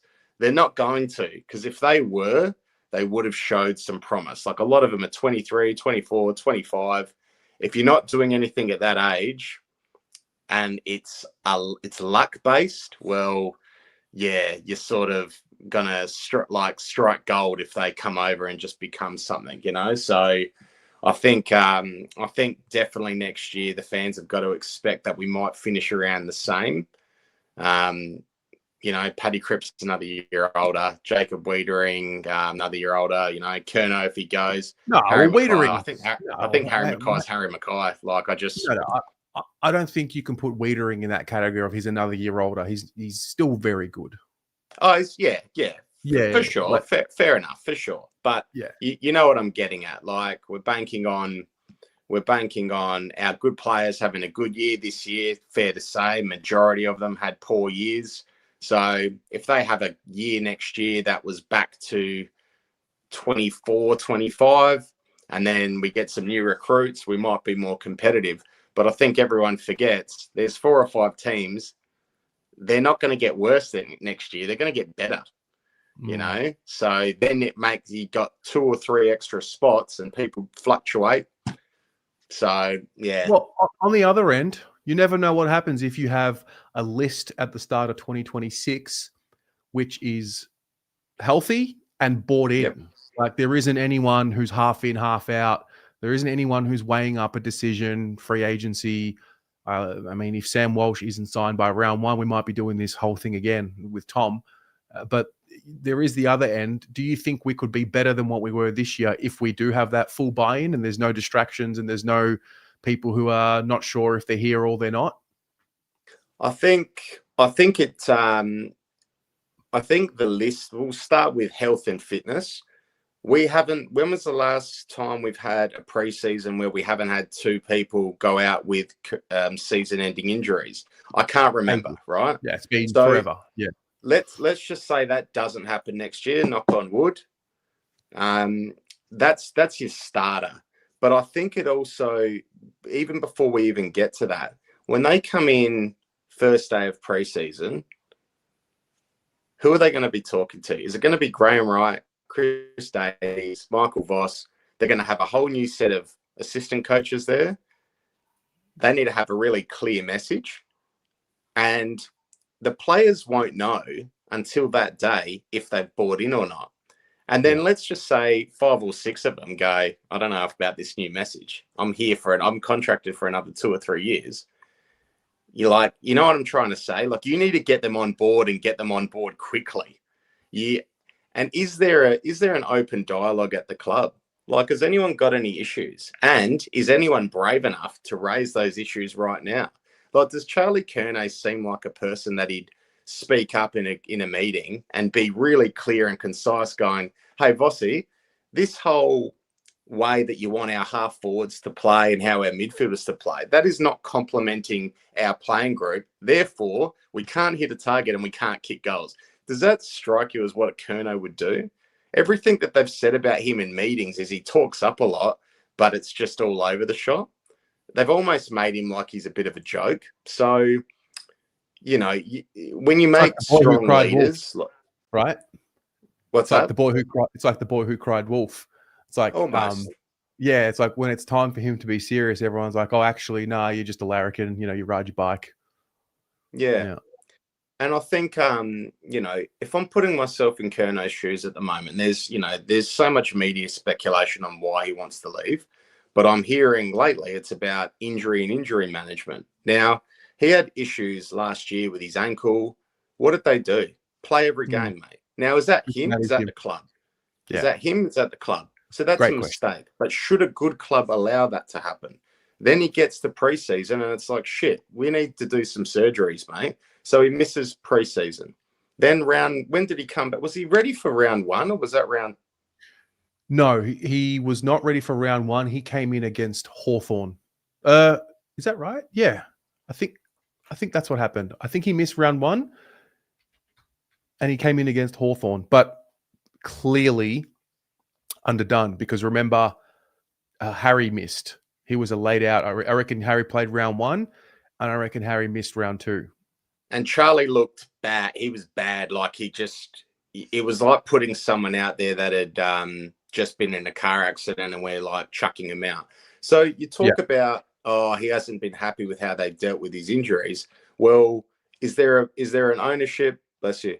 Is there an ownership on him as well, or is it just a club? Now, if a strong club, right? And you look at Geelong with their management of Jack Martin, they're like, oh, we know he's got issues. We're going to manage him. He's basically missed 3/4 of the year. So he might be looking at that and going, oh, they're really good at just, like letting you be. And if you don't need to play, you don't play. And he might be going, well, what's that? They're not desperate like we are. Yeah. Yeah. With us, we're like, if you don't play, we're probably going to lose. So taking that pressure, and he doesn't seem like a player that can cope with pressure. So I get it from his perspective. He's like, you know what? I just want to get out of that bubble where it's all about me. I was looking at the merchandise thing and it's just got Charlie Curnow everywhere. And maybe he just goes, I just need a break from it all and play my days somewhere else and maybe win a flag and it's not all up to me. So I can understand it from his point as well. But like in anything in life, sometimes you got to look in the mirror and point the finger at yourself before you go outwards. So, there's definitely a lot. Like, I think we all just want to get past the trade period because it's just driving everyone nuts. But I don't know I know you said you listened to a lot. I heard it was Jared Waitley, sorry, and I can't remember who he's talking to, but they were talking about, the people that text in potential trades. And Carlton, there was one guy who texted in, he was a Carlton fan, and he's like, De Koning to St Kilda, we get a compo pick. Silvani to St Kilda, we get a compo pick. We trade those two to Gold Coast. We get, it somehow ended up, I can't remember, but it somehow ended up Christian Petrarca and Zach Butters to us. Curnow, TDK, Silvani gone. We traded away another pick. We got a pick back, and then he's like, we don't want trade picks. We're like, we don't want draft picks. We want ready-made players. And then it was like, that's the hypotheticals get me excited because I was like, imagine that midfield, like Smith, Petrarca, Cripps, Hewitt, Walsh, Butters. Like all of a sudden you're starting to go, man, that's powerful. So, and you could play Harry Mackay and Petrarca up the front if you want with a Brody Kemp and a Moyer, and you've all of a sudden got a team that's a little bit more dynamic, a little bit more unpredictable and exciting to watch. So, hey, who knows if something like that happened? Yeah, maybe we'd be a bit more excited for next year. But until I see those headlines, I'm not getting ahead of myself. So, yeah, awesome, mate. Thank you very much. Go well tonight, mate. Enjoy. All right, I've got 3 left. I've got 2 Jims and a Vince. Jim. Yo, what's going on? Hey, happy Friday. Happy Friday, mate. You're going to the footy? I'm going to the footy. What's your footy club update? Because you didn't come on last week. Did you win? We did. We won that fortnight ago. So we're in the grand final tomorrow. Granny tomorrow. Reserves grand final. Our one's got knocked out. So that's all right. It's killer. So we'll see how we go. Is it going to be streamed anywhere? Maybe. I think they do. I think they trying to think what the site's called, actually. I'll get back to you. on it. But yeah, the club hasn't won a flag at all in 21 years.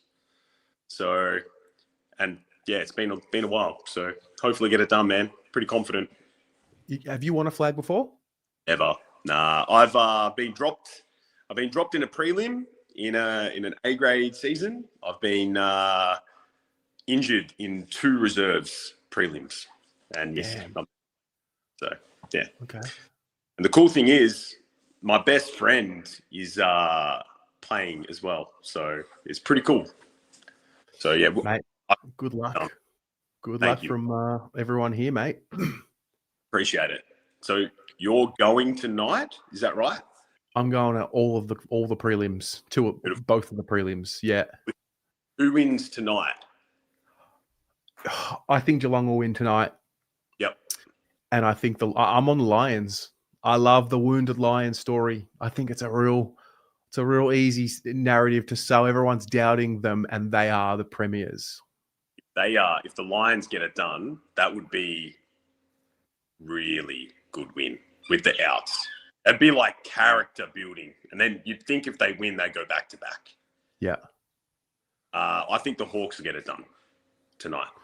If the Hawks do win tonight, I think it's going to be one of the best prelims that we've seen. Yeah. I can see a goal in this game, or Geelong slap them because they've got the rest and they're just professional. But that wouldn't surprise me either. But I reckon Hawthorn get it done. Question.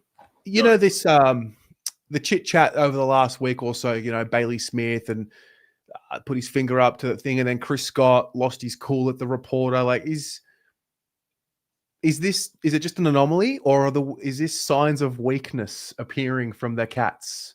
Nah, I think these things happen all the time to these good clubs, and they just know how to get themselves up anyway.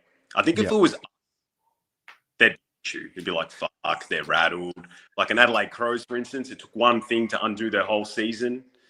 But these professional sides, like you'd back a Sydney, you'd even back a Collingwood, a Sydney, a Brisbane. If something like this happens, they just find a way to win, man. They just know game day, they're locked in. I don't know. How do you see it, though? Do you think they're rattled? Chris Scott presents to me as just this cool, calm. He's done the work on himself. He's zen. And I guess maybe he has had outbursts like this before that have been covered up. But I'm just curious. I'm just starting to see this. It seems from the outside looking in that they've just got it all sorted out. But then all of a sudden they've got these little instances of pressure leaks, little leaks of pressure, right? And then I did something really interesting the other day. I watched Chris Scott's press conference. I think it was, yesterday. Yep. If you watch it on the AFL or Fox Footy YouTube channel, and you know what? I'm going to do this with you right here. Go. So, Geelong uploaded the press conference. Geelong Cats, right? Geelong uploads the press conference, and then also, I think it was just Fox Footy. And I noticed something really interesting, right? So if I go Fox Footy, Chris Scott, right? I'll ask you, what do you see? And I'll see if you can pick what I did. I don't know if it's going to be able to show here. So this is from Fox Footy, just the still. I want you to look at his face, all right? Okay. So this is Chris Scott on the Fox Footy channel. And then this is Chris Scott on the Geelong channel. Hang on. Do you notice that he looks any different? Yeah, he looks a ton different. Yeah, so Geelong's upload, they've color graded him. He looks a bit more tanned and a little bit more good. Yeah. In the Fox Footy one, he looks a little bit more, I don't know, white, not tanned. Right? Yeah. And I'm like, in one, he looks really calm. In the other, he looks like he's under stress. So it's funny what perception does. I think the guy's as cool as a cucumber behind closed doors. I think he's measured. Yeah. We see emotion out of that man in a press con. I watch a lot of their presses. We see emotion out of that man 2-3 times a year, or you hear maybe he said something at a VFL game because he tends to go to those as well. But more often than not, he's pretty measured and composed. I'd say he's probably the benchmark coach AFL. I don't know what you think about him. He'd have to be. What they've done, and everyone said he was just, I just got this unreal team in 2011, but it's still hard to bloody win them. Like, you've got to manage personalities. That's even hard. Like, it's arguably harder. You've got to manage personalities to fit in and buy into a system. Even that 2011 side when he came in and they won it straight away, if you think about it, there would have been multiple personalities, and he's a fresh green coach. So yet he still gets the respect from the group. He's a very, very good coach. So again, I wouldn't be surprised if they smack him, but I got this feeling Hawthorn just get it done. They're going to be a bit cheeky. I reckon they might find something and get it done. So hopefully, and then the Lions would be a massive, massive win for them to do it. I had a question for you though. So with the Charlie thing, I've only caught the last 20 minutes of this so far, but what percentage do you give Charlie of staying?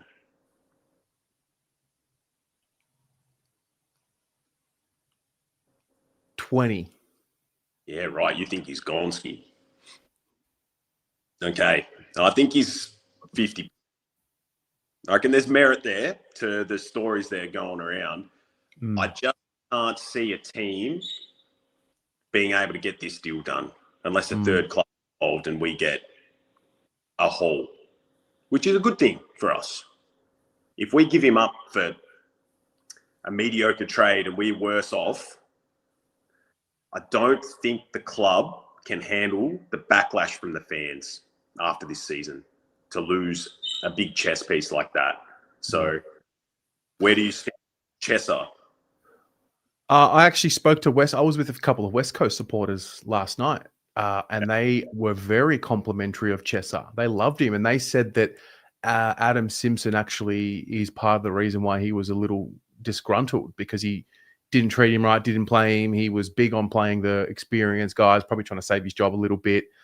They wanted to see Chesser a little earlier in the piece, but they said that they were really shocked and sad to see that Chesser was gone. So I don't know. I think he'll be a handy player. Yeah, agree. I'm happy if we can get it done. This Jaden Stevenson one that's come left field, what do you think about that? Not for me.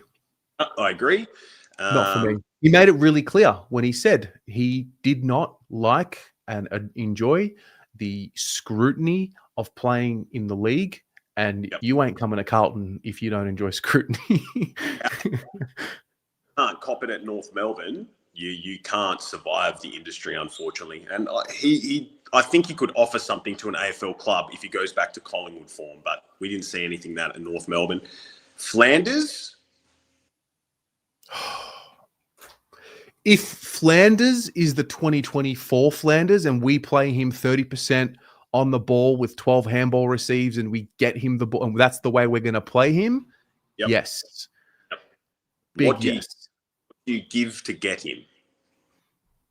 Well, he would probably be part of a Curnow deal. That's the easy answer. Okay. Would you think it's possible for the club to get that deal separate to Curnow, or he just stays because he's contracted? Yeah, it's possible. Yeah. What other ones are floating around? I can't remember. There's that many. We're linked to tons of players now. Stupid. Feel like I'm missing one. I don't mind CJ. I think it's an injury risk, which a lot of them are, but his football ability is definitely what we lack. Agreed. Look, we need an athlete like that. You know what else we need? I listened to a lot of that stuff around him. We need someone that's professional when it comes to high performance, because that then rubs off on 5, 6, 7 players and it becomes contagious around the club. And we have issues. Yeah. I'm for getting, but what do you give for him?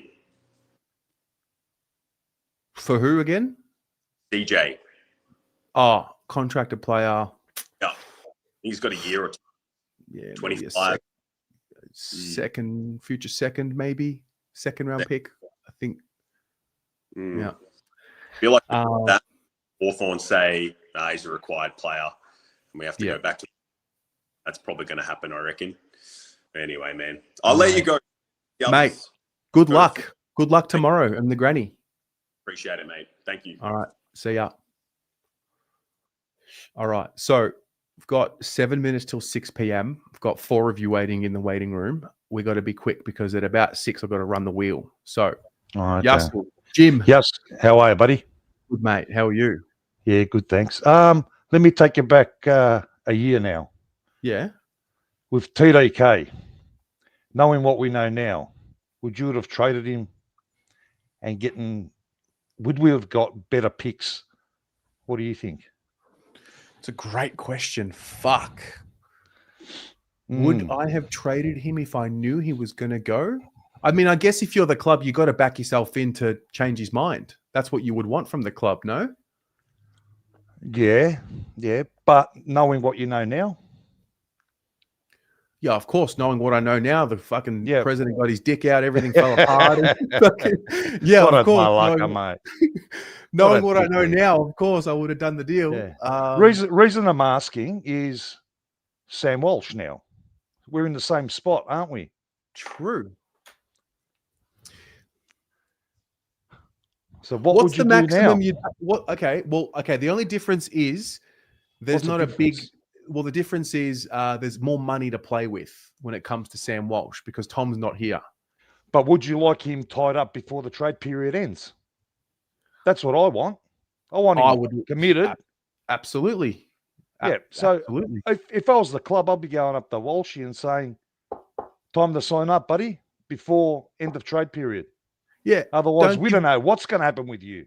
Yeah. Like, it's all good for him to come out and say, no BS, get your job done. I want to be here. Like, awesome. Yeah. Love to hear it, but sign the damn deal.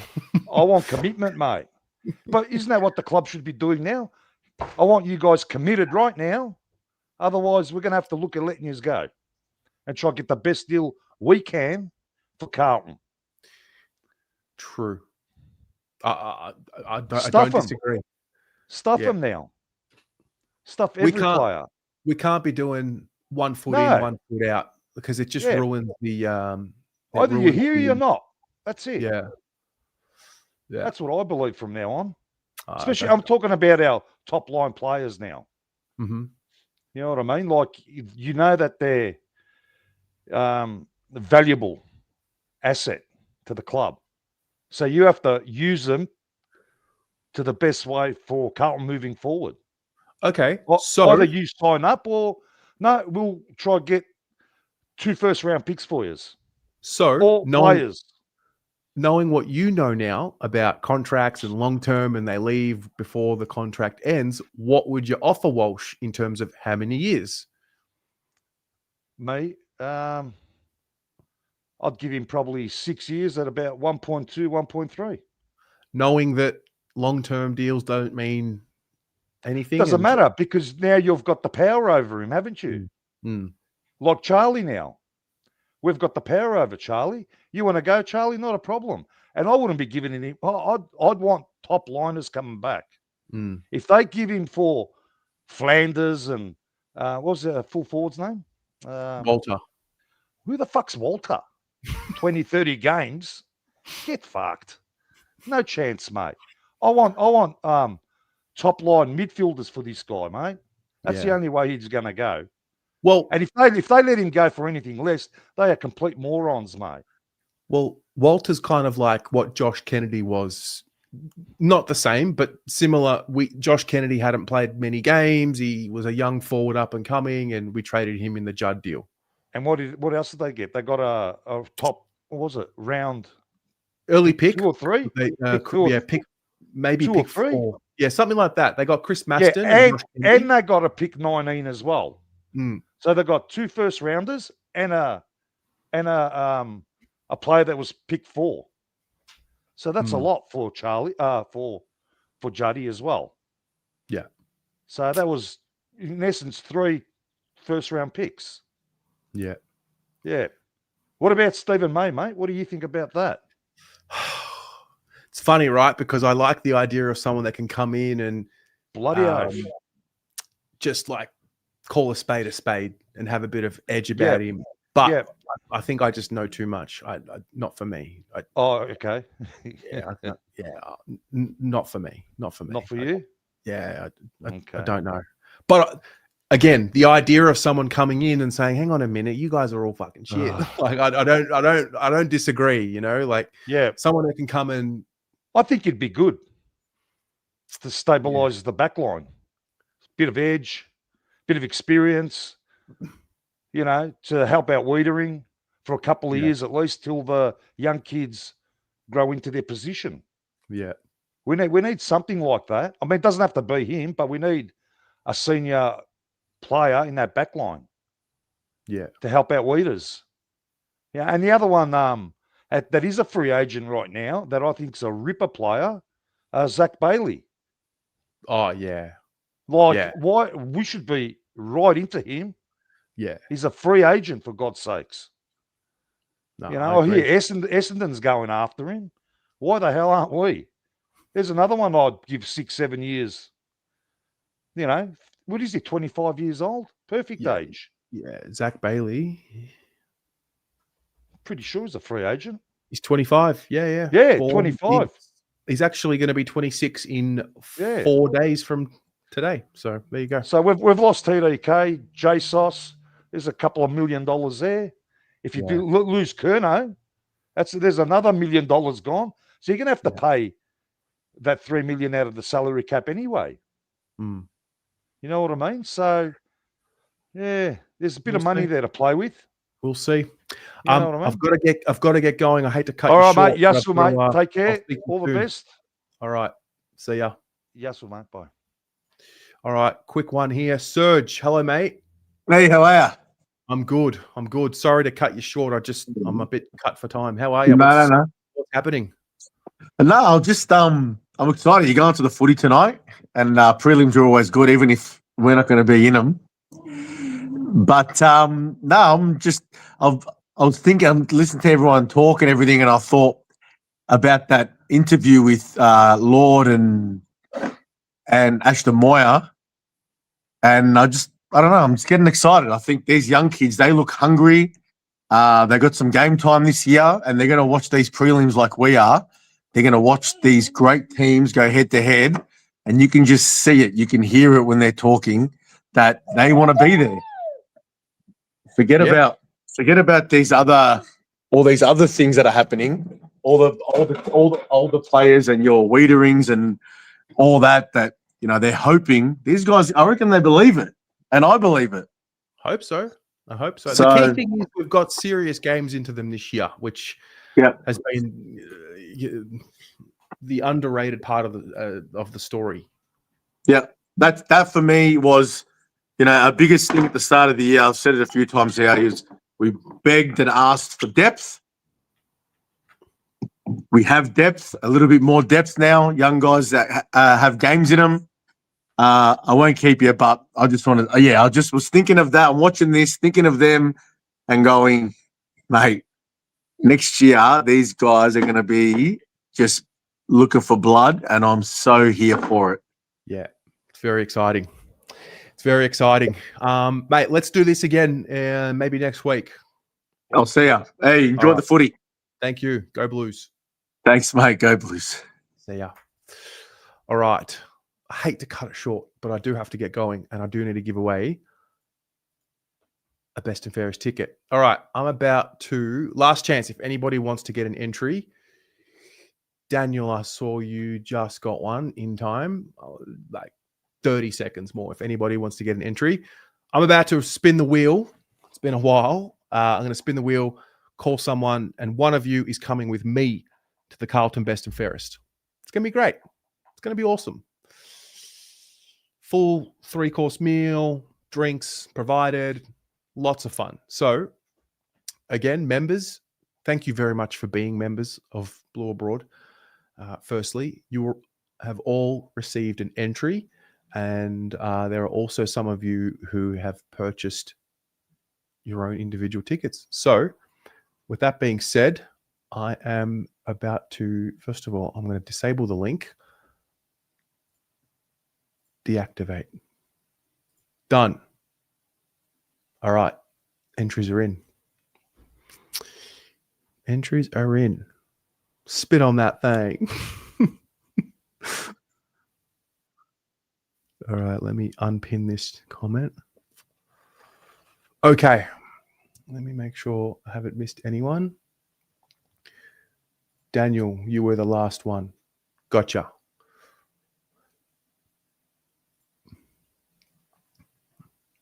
Just get your name in here. All right. Good luck, everyone. I hope this is smooth. I hope we just have a winner here, and that's the winner. Sorry. One last bit here.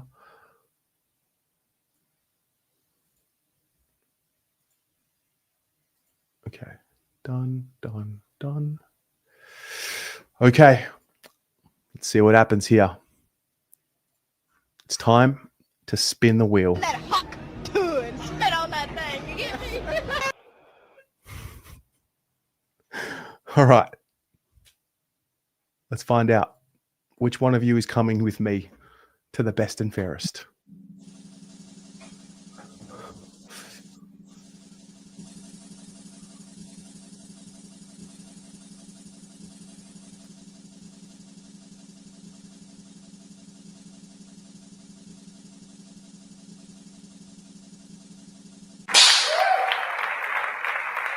Rocco Grasso.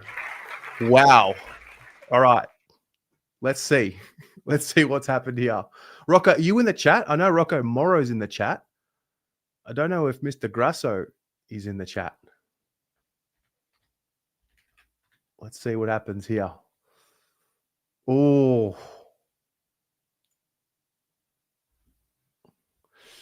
Now, there's a... Hang on. I'm going to call him. Rocco G. Are you... Wait, is he here? Yeah, Rocco. I thought it was too. Rocco the second. Okay, stand by.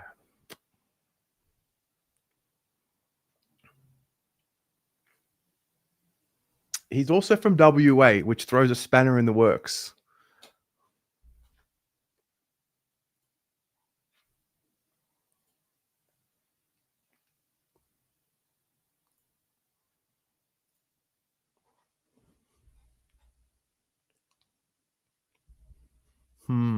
Hi, this is Jay. Please leave a... Hang on. He is from WA. We might need to have a backup.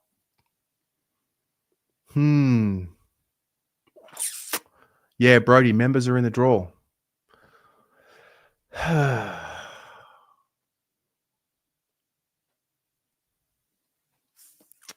think I need to draw. I think I need to draw a backup.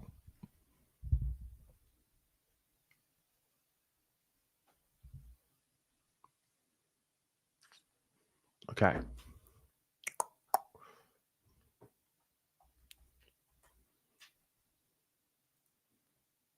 I might need to spin again. It could be a respin.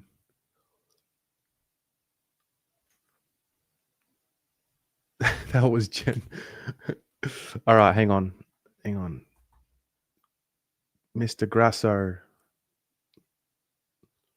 Look, I'm not gonna make assumptions, but WA is a tricky one.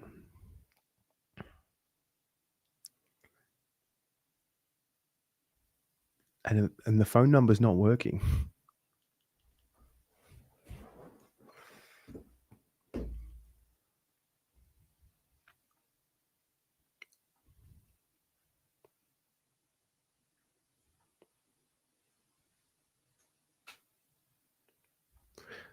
Hi, this is Jay. Please leave a message and I'll call back. Hey, mate, it's Tez from Blue Abroad. I need you to call me back ASAP because you may have won a pretty solid prize. Chat soon. It's Rocco, but that said Joe. So do I have the wrong number? No, that's definitely his number.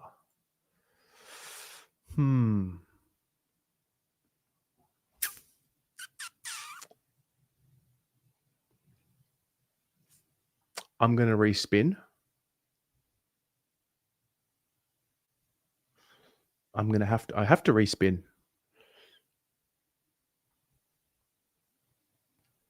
I just want to make sure I've got the right number.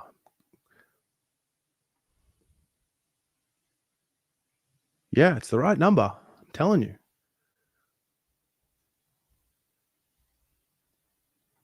All right. Well, if we vote, you're all going to vote to respin, of course. I need to respin for sure because I need a backup in case Rocco says no.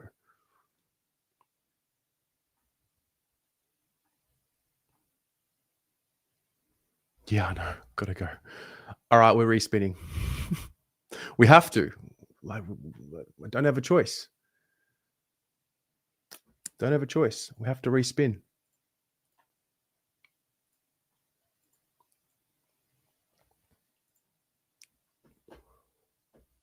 Pick a new winner. Yeah, I'm a little bit wigged out by the whole Joe thing as well.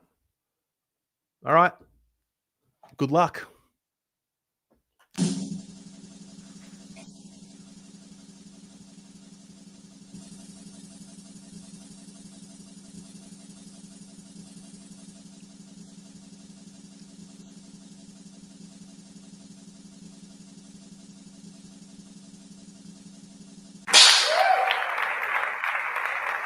Hilarious. Hilarious. That is funny. That is very funny.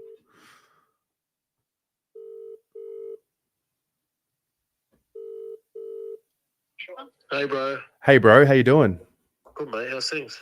Things are good. Have you got a minute? I've got 5. Perfect. Maybe 10 for you. Awesome. Well, we are live. Well, we're live on the Friday fan cams. Yes. What and time? no, I'm live right now. I'm just letting you know. There's Okay. yeah, so everyone can hear what you're saying. Okay. I just did a wheel spinning for Wow. a ticket to the BNF, and your name popped up. Really? So my question Awesome. is, do you want to come to the BNF with me, or like, are you available? If you're not, I can spin again. If you are, you can come with me. If it's with you, I'm coming. October the 6th, Sunday. Whatever day it is, October 6th is fine. Okay, so the situation is this: we had a guy that was I spun him. Right. He's from WA. He wouldn't pick up his phone, so I'm like, "Fuck! Yep. All right, I'm gonna call a backup." So you're the backup, but I have a feeling he's from WA, so chances are he may not come. But yeah, If he won it and he calls you back, by all means, all right, it's his. all right. I appreciate the happy to be the backup. Just let me know whenever you can. All right. And I do appreciate you giving me the call and winning. It's awesome. Mate, Abroad. thank you for being a member. Hope everyone signs up in 2026. Mate, tell them now. $100, mate. For fuck's sake. Am I allowed to swear? You can swear. Anyway, $100, mate. Support people like you support strangers. You'd love your work, Terry. Thank you, mate. I'll speak to you soon. No dramas. Keep me updated. I will. Bye, mate. See ya. Jen, I was barracking for you. I'm not gonna lie. But Adrian is a beauty. That's gonna be a lot of fun. Okay. Thank you everyone who entered. Thank you everyone who is a member. Thank you everyone, even if you're not a member. Thank you just for supporting the channel, watching, subscribing, liking videos. Really do appreciate it. Rocco Grasso, I've seen him in the live chat before. I'm going to be in touch with him. So congratulations, kind of, to Rocco. Otherwise, Adrian will be with me, and he's a very good man. It'll be a very interesting night. So, guys, that's all for tonight. Thanks for tuning in. I will absolutely be bringing all the goss from BNF night. Yeah. Hopefully some good footy tonight. Hopefully some good footy tomorrow. And yeah, I will be with you all if there's an update over the weekend. Otherwise, I'll see you. No, I will not see you Monday night, Blue Abroad show. It will not be happening. I'm away.